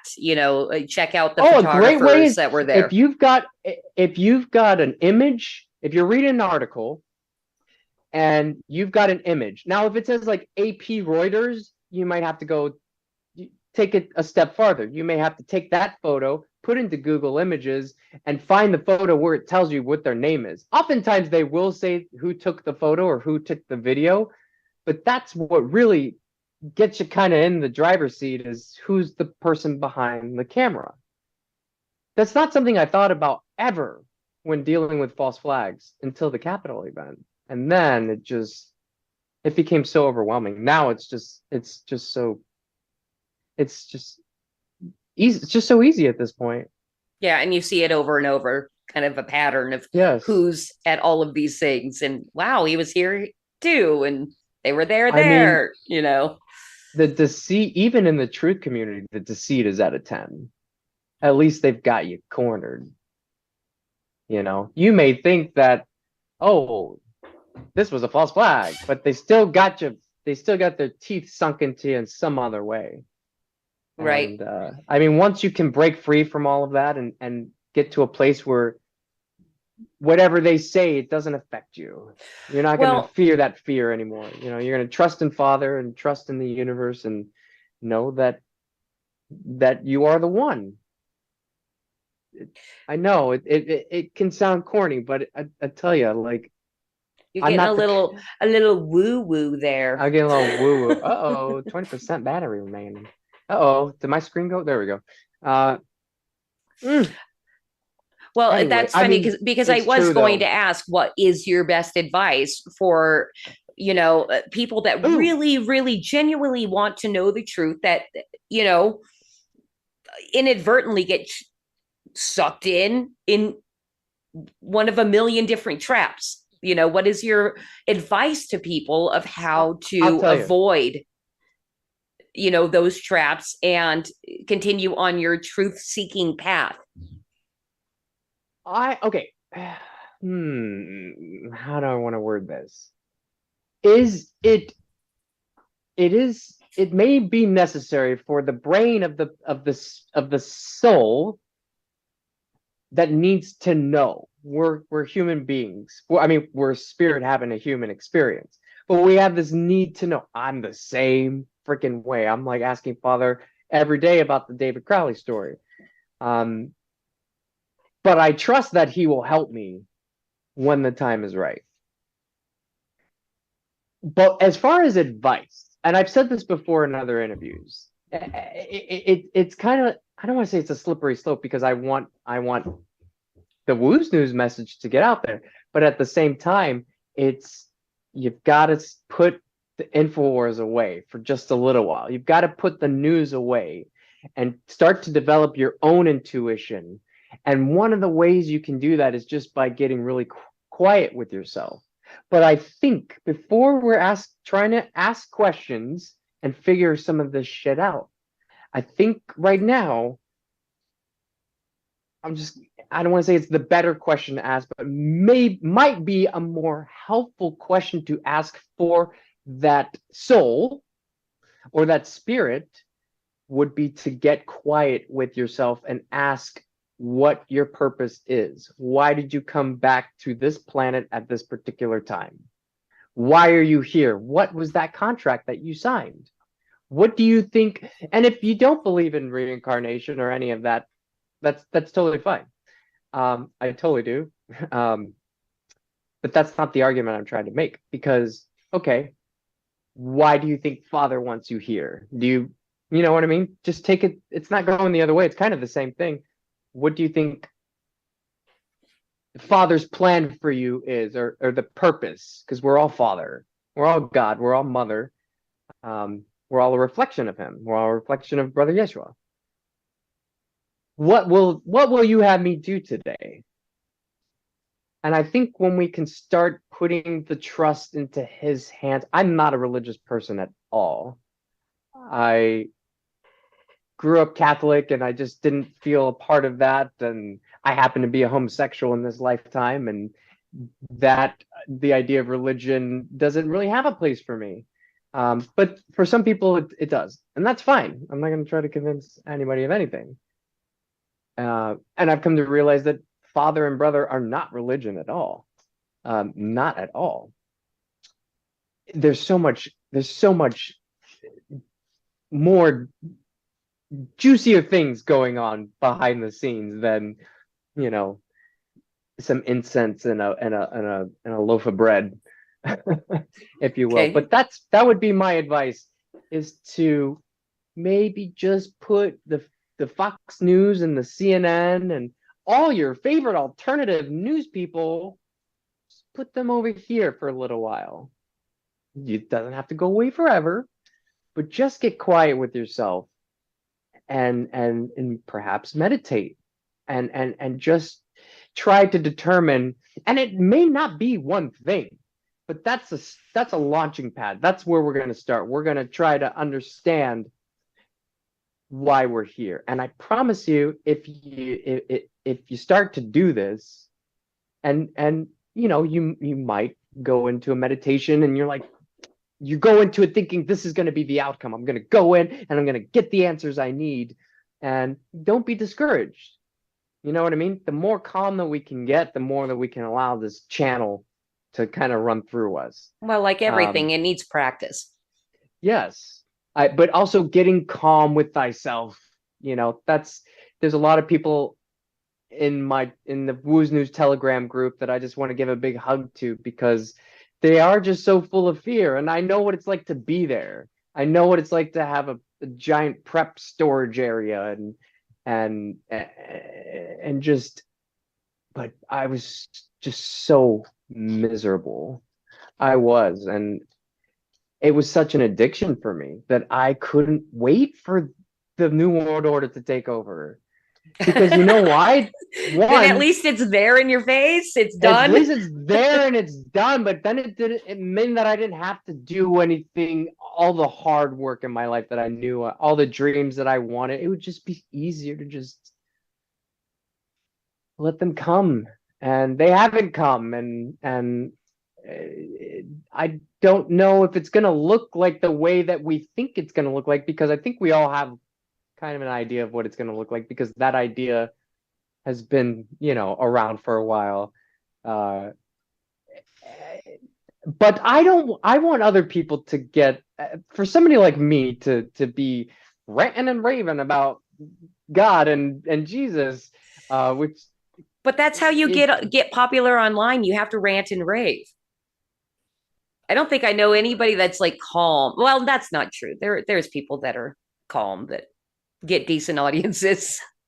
It just seems, I don't want to, you know, we're supposed to be scared. No, for sure. No, but that's the thing though, is that all these other, these networks, these alternative news channels they're pitting you into that corner of fear. It's not love, it's fear. And so that's why what I'm showing is comedy based. You know, we're turning the story around. It's time for the people to laugh at them. Right. With compassion. Maybe, I guess a little bit, a dash, but if we want to. we are the 99%. Yeah. You know. So there is a war. There is a war going on. Alex Jones was right. There is a war going on for your mind. But there are some aids, you know, whether that be father or brother or angels. Come to realize that those freaking things are real. I was such a skeptic. So whether you have to take your ayahuasca to get there or whatever means, that's meet your angels. Yeah, if it's a desire of yours. But I would just like to say I've done a lot of plant medicine. I've been around the world, you know, with many a witch doctor, and I highly recommend that. And I also highly recommend getting quiet with yourself and developing a relationship with father and brother, because it's real. I don't need to convince you that it's real, but because there's some people who don't like to subscribe to that because it reminds them of religion. I totally get that. And there's other help, if you know, and that's okay. It is totally okay. If you want to get your help from a guide or a plant, or an angel, there's plenty to go around. So whatever you feel most comfortable with, because that's usually how it looks anyway when we cross that veil and go into the spirit realm. It'll be a kind of set up to how the brain of that human body that we are occupying in, how do I want to word it? It doesn't matter. So recapping, the shortcut to connecting to that source, Put away the that fear, self bring in the is love. take mushrooms, go to the desert. If that is resonating with you, go for it. If sitting in a pew and doing 108 Hail Marys if that's what's resonating for you, do it. But try to start to look at this. Father has often, even though I've classically trained actor, when he tells me all the time that you are an actor, he's not meaning professionally necessarily. He means that I don't know my real name, meaning I don't know my soul's name, but I have a real name, and I've been to this planet several times. I've been every race and every sex, whatever that means to you. We've done a lot of things, all of us have. So that spirit comes in to this body, chosen, predestined. Not everything's predestined because we have free will. So I'm the spirit playing the actor in this human flesh, in this human suit, Rafa. And it is a lot like a video game in a way. But it's not all fixed. Just like in a video game, it's not all fixed. You know that you got to go down this tunnel if you want to get to the princess. But you could go down several other tunnels or get hit by a turtle, a duck turtle with wings. Or you can go and eat mushrooms and get really big. The choice is yours. But if you are on your Twitters and you're getting that doom drip, you're going to stay in that vibration. I promise you. And then you're not going to know what to do. All that prepping isn't going to mean shit when you don't know what to do because you don't know yourself. So I would say take the time while we have it. Take the time and just put it to the side. Introduce a new friend into your life. You. And compassion and love. And I will say this, the people that come to the Wooz News Telegram, I've developed a lot of relationships with people. I am on the phone quite a bit, which is fine because I get to talk to people from all over the world. But several of them will tell me, just like, yeah, my life was like this, and then, heard you and act two. And I'm only giving a country twang to it because most of the people I have talked to are scattered throughout the South, and that's okay because I've lived all through the South. No problem. I love Southern people. That's for sure. I love all kinds of people. Okay. But people do always, it's something, whether they manifested something or I love to hear those stories. Yes, I love to hear like, dude, I've been trying to wake my girlfriend up for years and you did it with just this Capitol video. I love that because that's what we're doing here. But there's still information that comes along with that mission. And so when I hear people talking about the fascinating, wonderful things, joyous things that are happening in their life from that mission, that I love to hear about that. Right, absolutely. Well, and that is the thing to anybody that happens to be watching. I think that's really important for people that are out there basically putting their souls on the line and their lives. Not you are kind of putting your life on the line with this next documentary you're making. I'd have to, but don't be scared. It's No, I feel I listen. The more that I can, because this is like a therapy conversation for me, and I mean, it's not something this is not something you want to talk with your family about because you don't want to worry them. And I don't want to worry anyone. That's not the point but I'm also like, I'm in this human body. I have human emotions and I've seen what happens to people like David. And but I also just didn't want to live in fear anymore and double checking whether the VPN was on because I was not happy doing that at all. Listen, it's just better to be free now. I don't check behind the door. there was more than 1 or 5 reasons for you to come public and put your face out there. And I, for one, am super happy that you did and that we were able to meet at least digitally. And we actually live close enough to where when you come up to my mountain, because I, for hell sure not going to LA, when you come onto my mountain, we should meet up. Okay, I have a wonderful place. I love having guests over. I've had a couple Wooz News friends over, Wooz friends. In Los Angeles? But it's funny because, yeah, I mean, I understand people don't like it there. That's fine. You're missing out. But I just happened to be, I think a day before you reached out to me, I had just left your area in the mountains because I was there for Thanksgiving. So I thought that was cute.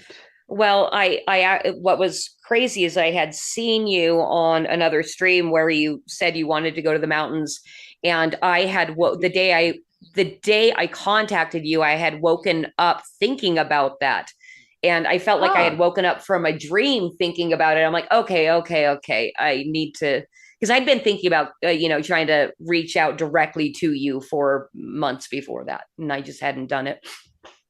Sure. I've realized that I'm a city guy, but I'm also a mountainous forest guy, and I love them equally. And I'm such a Pisces. Are you a Pisces? I love Pisces. You guys. I'm an Aries. Pisces. Okay, awesome. I have some Aries in my family as well. Trying to find that perfect city that's mountainous and foresty, and not sure where that is right now. I don't think that exists. But maybe somewhere in Canada. Denver. Oh, yeah, maybe Denver, Canada. I'm staying put right now. Until I get a message, I tend to live, I would say like I'm gonna wait for a message to figure out what to have for breakfast. I don't live to the extreme like that, but I do, as far as certain things like with the Crowley case or with this, I will wait for some messages, and boy, do I get them. And they are, that's shit you got to write down in your little journal that I keep, because it can be so mind blowing once you start to play the game, because it is a game of life. And I understand being here in Key West, it brings me back to it. I was talking to Father, and I'm like, wow, it is really easy to forget that we are just living this game, because I'll hear like all the drama that this person did and that person. I'm like, this all just seems so fixable. Just sounds so fixable. But I was starting to forget this. Forget it. I just had to take a break from all the voices around me and just have a conversation with Father, and there he is. And I understand it's easy to get in the humdrum of life, but that doesn't mean your life has to be like that. I will say, when you're playing the game of life and you're raising your vibration, I'll tell you, some fun shit starts to happen. It really does. And I'm a big proponent of them because it is so wild and juicy, and you just cannot make this shit up sometimes. Well, definitely seems way more fun than following the news cycle and being scared all the time. That's all they want from you, whether you're left or right. I mean, that is all they want from you. And I don't want to say what I was about to say, but let me try to reword it. How about this? There is a possibility that if these so-called Republicans and these so-called Democrats do not put their teams down and realize that everybody's being lied to, and the main goal is to separate them, and as long as they got y'all separated, I'm not really sure how much change we're going to be able to create. That's a poignant thought. In fact, it really is. Like, I've been on the path of what they want is us in a heightened state of stress and fear nonstop. That is what they want. And hate. Do you know And what it's hate. like Yeah, you're living right. in Los Angeles? What do you, this is rhetorical. What is the kind of rhetoric do you think that I hear? Okay, now I get off a plane in Key West. What do you think is the rhetoric that I hear here? It's the complete opposite. And I'm just like, man, if you guys really knew that you had more in common with in each other than you do with any of these so-called politicians that you think are they're going to come out and promise you this and that, and they never address 9/11 or chemtrails or fluoride. You know, the basic shit that we're still talking about. Fukushima, I mean, come on. It's like a lot of people forgot about all that stuff, but I'm here to remind you. Well, that it is funny how 9/11 now is like the baseline, the baseline test of like how normie are you? Okay, 9/11. I've met multiple, ever since COVID, and I'm sure you've had very similar experiences where you're kind of meeting the newly red pilled because COVID red pilled them, like, hey, something's not right here, but they're You still mean like such the whole normies. The Q, Uh-huh. Well, yeah, I Q mean, movement. yes, I'd say I've met a lot of people in that movement. I've met people who are super, tuned in that still are like, okay, I'll watch Q because, it's, I think, a happy fantasy that people like to kind of cling on to that know a lot of other truths, but what I was going down was, yes, kind of Q, but people that COVID really, really woke them up that are still like, I don't know about 9/11 though. You're crazy if you think that's an inside job. I'm like, are you fucking kidding me? Like, you realize COVID, too. Yeah. Yep. But you just won't open your mind to 9/11? Really? Like Building 7? Come on. That's what changed my life. Building 7? When I saw that footage, hell yeah, when I saw that footage, I'm like, wait a minute. There was a third building that fell that day? What are you talking? What? And then, yeah, that changed my life in a documentary called Zeitgeist. Long time ago. And then what did I do? I joined We Are Change in Los Angeles, and I was one of those people at Occupy LA. Thinking, not realizing everybody around me is a freaking paid protester. Not everybody, but the guy who has the balls to go up to the cop and do this. And I was like, it was like a movie set. I'll never forget it. I will never forget it. And it just goes to show you, like, I didn't know I was around a bunch of paid protesters. How do you think those people feel with those BLM protests? You know what I mean? Like they go there thinking something. Right. But yet everybody around them is a paid protester. And not everybody. Not everybody. No, of course. Not everybody. No. I'm being hyperbolic. Yes. But I'm also not, because there's a lot of them. And they're scattered throughout, just like we saw with Act 2. How they're scattered all around the Capitol. Well, one thing that you didn't know about me, myself, and my husband is we were there, actually. And at January 6th? Yeah, we were there on January 6th, and it was a very interesting thing to behold and be in the moment watching this all go down. And I didn't even know what to think. I'm like, that guy is, what? This is really weird. And like, it's almost like I lost my senses. Yep. Be like feeling the mob mentality and things like that were being stirred up. But I'm like, okay, I'm not going to get in any shit, but I will walk up here and look down there. And oh my God, that's what tear gas feels like. That's weird, But yeah, I've heard this from quite a few people that went there, and unfortunately, some of those people have either been tried and are going to be going to jail, like Alan Hostetter is expected to report to jail on the 5th of January, and people like a man I've been chatting with for a while now named Eric Clark. There's a couple of others. There are people, wives.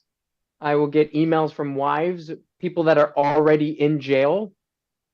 And of course, quickly do. I like to see where they're standing. I like to see what they're wearing. I like to do all the things that I know what to do to determine whether they are a paid protester or not, because there are quite a few paid protesters vying for my attention. But because I'm not going to want to talk to you. I'm feeling like there is this, I don't know what they're doing. I'm not sure why some of these paid protesters are reaching out to me. But I don't know if they're fighting, because there's quite a few people reaching out to me.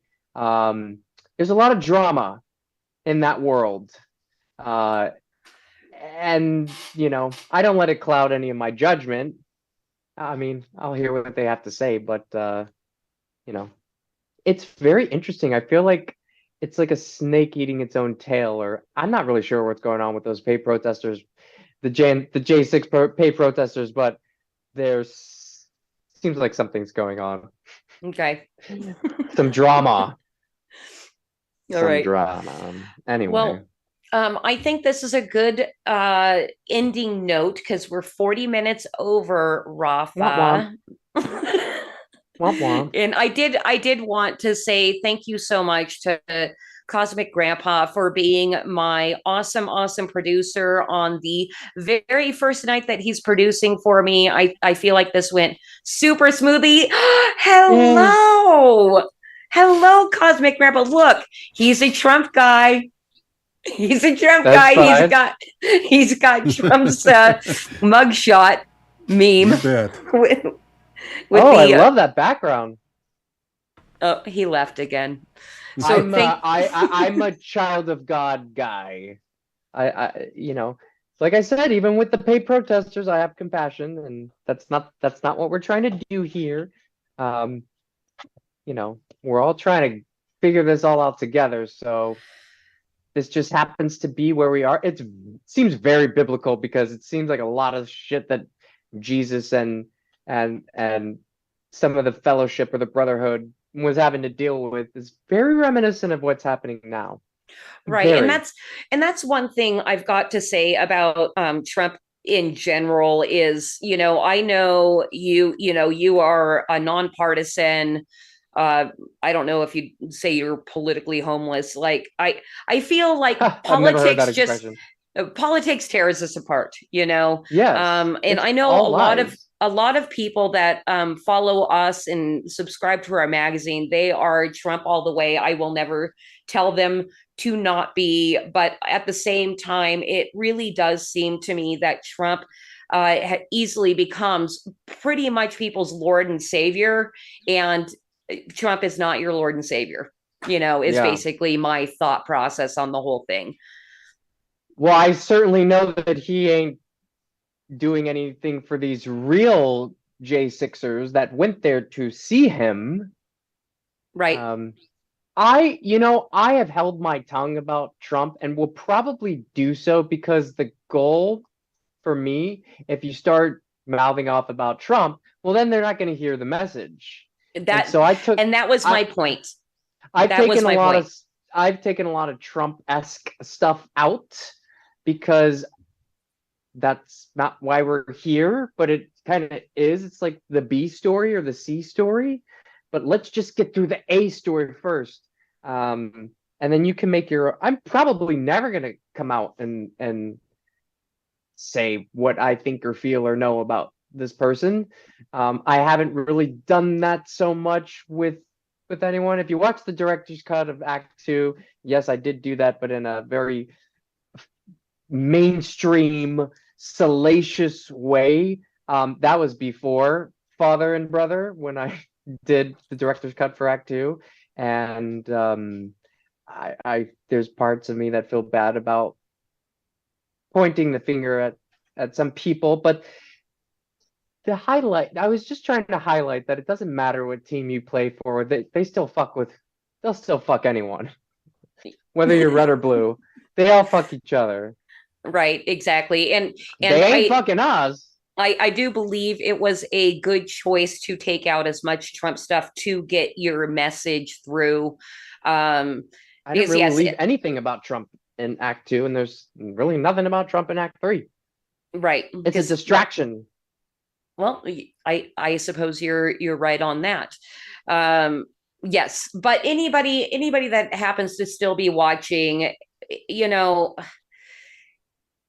if you're seeing something and something hurts your butt just a little bit, don't dismiss the entire message, is what I have to say about it. Yes. You know, Yes. if you like everything else that you're saying, get over your tiny little butt hurt and, you know, listen to the core message, you know. Right. You know, because like I said, some of the people that I've become fans of, or that I'm trying to help them in every way I can, I'm aware that they are Trump supporters. That doesn't take away or enhance our relationship at all. I mean, right, and it doesn't make you disrespect them in any way. Right. I know what it's like to be to put your faith in a candidate because you want X, Y, and Z to occur. You know? Right. I'm not gonna lie, I voted for Obama in 2008, but that was the last time I voted, and will never vote again. That was before I realized that we don't choose the presidents, they do. Right. But you know, just another one of these illusions, kind of like the game of life and how to play it. It's an illusion, but it's not a delusion, if you know what I mean. I might, but you know, I'm still on my truther path, so I know I still have lots of things to run into, like the content you provide that's going to break up my own cognitive dissonance a little more. Sure. I'm on the truther path, but it's not just truth about false flags. Now I'm starting to want to know things about, you know, the real Jesus or quantum physics or how to frickin' bend a spoon, you know? Right. My interests are my false flags are just kind of, I'm starting to move away from them because, I mean, how many frickin' false flags do we need to unpack before you get it? Like, I don't want to, that's not why I created Wooz News, was to keep saying the same damn thing over and over, like AJ, and sell you some supplements. Even though I can be a fan of supplements. Depends which ones. But I want to just do my thing. I just want to do my thing while I'm here. Okay, I did it. I tried to waken the people. I tried to get this case reopened. On to what's next. I'm not saying no to future Wooz News things. I'm just saying I simply am not thinking that far. I just want to get through Act 3. Well, and then you also have your next, you know, expose documentary. And David Crowley. I would really love if some PIs or some lawyers, you know, help me out. You know, I want an army of people to back me up where we need no weapons other than our guts and our brains and our hearts. Those are the weapons we'll use. Right. Our mouths. Well, our intuition, our discernment, the great gift that God has bestowed upon you. Well, you keep putting that out there. You're going to find them. I don't know if you'll find them within this audience, but you know, just keep putting that out there. I will find them, but that's kind of my plug. My plug is not buy this and buy that. I mean, please do donate to the Give Send Go page, but my plug is, you know, let's get eyes on the Capitol Project. Let's get eyes on locating certain people that may be able to help me with this David Crowley case. Because the message is not, I'm obviously promoting a message, but it's not just the government is lying to you. There's a whole clause after it, you know. That's kind of like the song and dance to get you in the chair. To learn that your government's lying to you. Now, how do we transmute this energy, or how do we transmute this information? You know, how do we start to play the game of life is really what I would like for your audience, or any audience, to start to question everything. Ask father. Father loves questions. Right. Well, They'll be Rafa, discouraged if you don't get them you- right at the way, but then but then you sure rejoice if you get it right away. Sometimes that happens. Just be open to it. A lot of people got to stick up their ass, man, and a lot of people, well, that's true. a lot of people don't. They just need to relax a little bit. That's why I feel that in order for them to relax, they do need to put the CNN and Fox News away for a little while. And have some me time. Also, the social media, it's the exact same thing. The social media, the Twitters, all of it. Anything that's vying for your attention to tell you what is, you can just put it in this little drawer for now. And let's just, silence. Let's just get a little quiet. Maybe play some binaural beats in the background or some isochronic tones. Who knows? Nice. Hey, Rafa, I really need to stop this stream because I have to piss so bad. I do too. You better get. My phone's about to die anyway. But I did want to say, anybody that is interested in supporting Rafa financially and his little dog so he can have some kibble or however you feed him. Please, girl, I cook for him. I do. I cook for my dogs too. Hell no, I ain't feeding him kibble. No way. I wasn't gonna assume you cooked for your dog, but I do as well. But it's the best thing you can do for them. The donations, buy the food for him. Exactly, the chicken and the rice or whatever you cook for him. I'll give you the ingredients. All of those links are in the description of the video. You've got a Give, Send, Go, and other things like PayPal and stuff like that. They're all in the description of the video. I don't have any mods working in my chat to drop them. Just look at the description of the video. And I had already said thank you so much to my fabulous producer and anybody that's still watching. Please thumbs up, like, share. You've been commenting in the chat. Thank you so much for being active in the chat tonight over on Odyssey, Foxhole, and on the YouTubes. And for Rafa's audience that has come over to check out Creative Chaos, if you liked it, consider coming back next week. I will have I'm going to have everybody from as red-pilled and awesome as Rafa is to probably somewhat normies, because this show is about focusing on kind of building up parallel culture with independent productions in many different lights. So next week, I will be having Luke Stone of fundmycomic.com, an alternative crowd sourcing funding platform that does not censor. He's a really great guy and super fun. So that's who we're going to have on next week. If you're interested in seeing how I'm trying to gather up a bunch of little chickens to build up parallel culture, stick with the Creative Chaos stream. And thank you so much, Rafa, for being here with me. It was so wonderful to meet you, and I hope you'll come back, because I had a lot of fun, and I think maybe we should do the droning on 4-hour streams sometimes. I did that with Pastor Chatelet.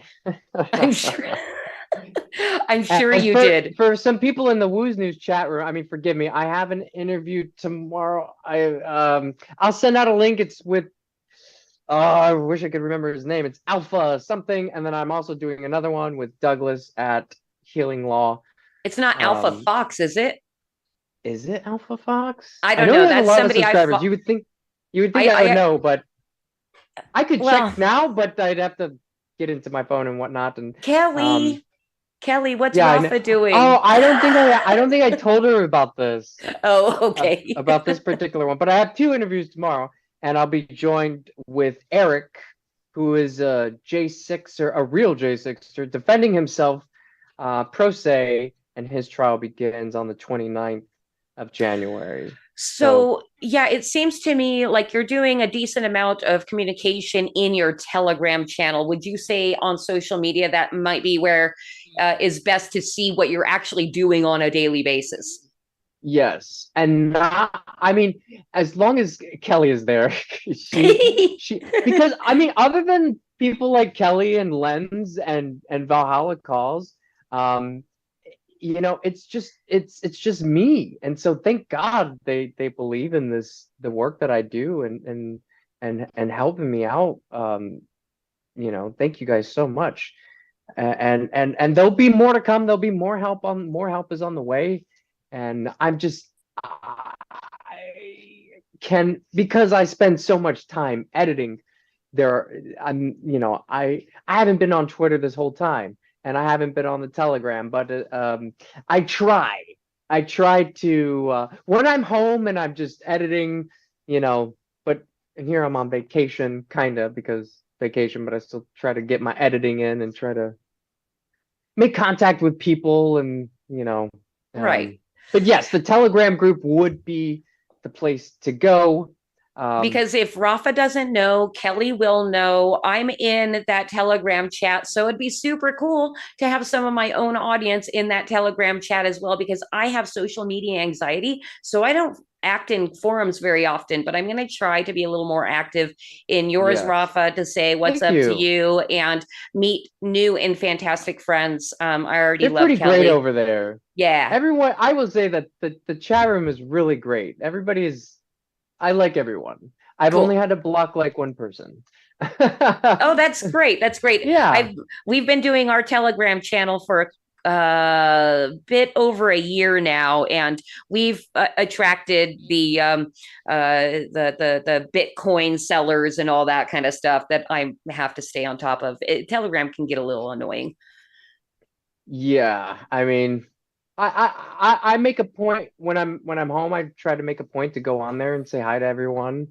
I don't think that people understand how much work it takes to make Act 3 or any of this. But anybody that has never edited has no clue until you're sitting down, because we've done a lot of animation. So that, I think people think you snap your finger, or you just feed it into the computer and then it happens. Like, you're still at this section, you were there a month ago. I'm like, no shit. Like, do you have any idea how much, because you're not just editing the footage, you're editing the dialogue and the music. Well, and you're scripting. And you're writing out, what do we see in the scene? Like, if 10 things are happening at 2:27, well, do we go here first or do we go here first? Like, there is room for creativity and building a story. We could go outside to the west side right now, or we can go down to obstacle 6, or excuse me, obstacle 8, or we could show, Michaela Pence leaving at this exact same time that all this shit's going down. So I will say on your behalf, for anybody that is looking forward to Act 3 and want to get on Rafa's case that it's not out in 2 months or whatever, take the stick out of your ass, calm down, take some mushrooms, reconnect with yourself, breathe. You're gonna get me in trouble with all coming. Those mushrooms. Because they'll say, well, I don't want to say what they'll say, but listen, I'm a fan of mushrooms. I'm a fan of mushrooms. Yeah. It's been a while. I could use some. You got any hookups out there? I'm kidding. I cannot answer that question right now. No, of course you can't. Okay, anyway, but, so this is the longest goodbye ever. And that's okay with me. Except for I have to pee. So I do too. But you're a boy. I think it's different. I know. I think it is. Maybe. Yeah. Anyway, I think it's supposed to be different. I think it is too, which, we can go into a whole, like, my own psychology and penis envy and all that kind of stuff from way back when I was a kid. But we'll save that for Act 2 of Creative Chaos with Wooz News. Sounds great. Okay, awesome. Perfect. Well, thank you so much. Thank you again for being here. Thank you, chat and everybody else. Thank you, Cosmic Grandpa. And I am going to go pee. Rafa, if you wanted to talk off stream, we totally can. But I am going to go to the bathroom right away. I'm definitely going to go to the bathroom. Yeah. All right, Cosmic. But I'll wait around for a little while. All right, that sounds great. We will talk backstage. And Cosmic, we can end the stream. Bye. See you next Bye, Thursday. friends. Thank you for listening.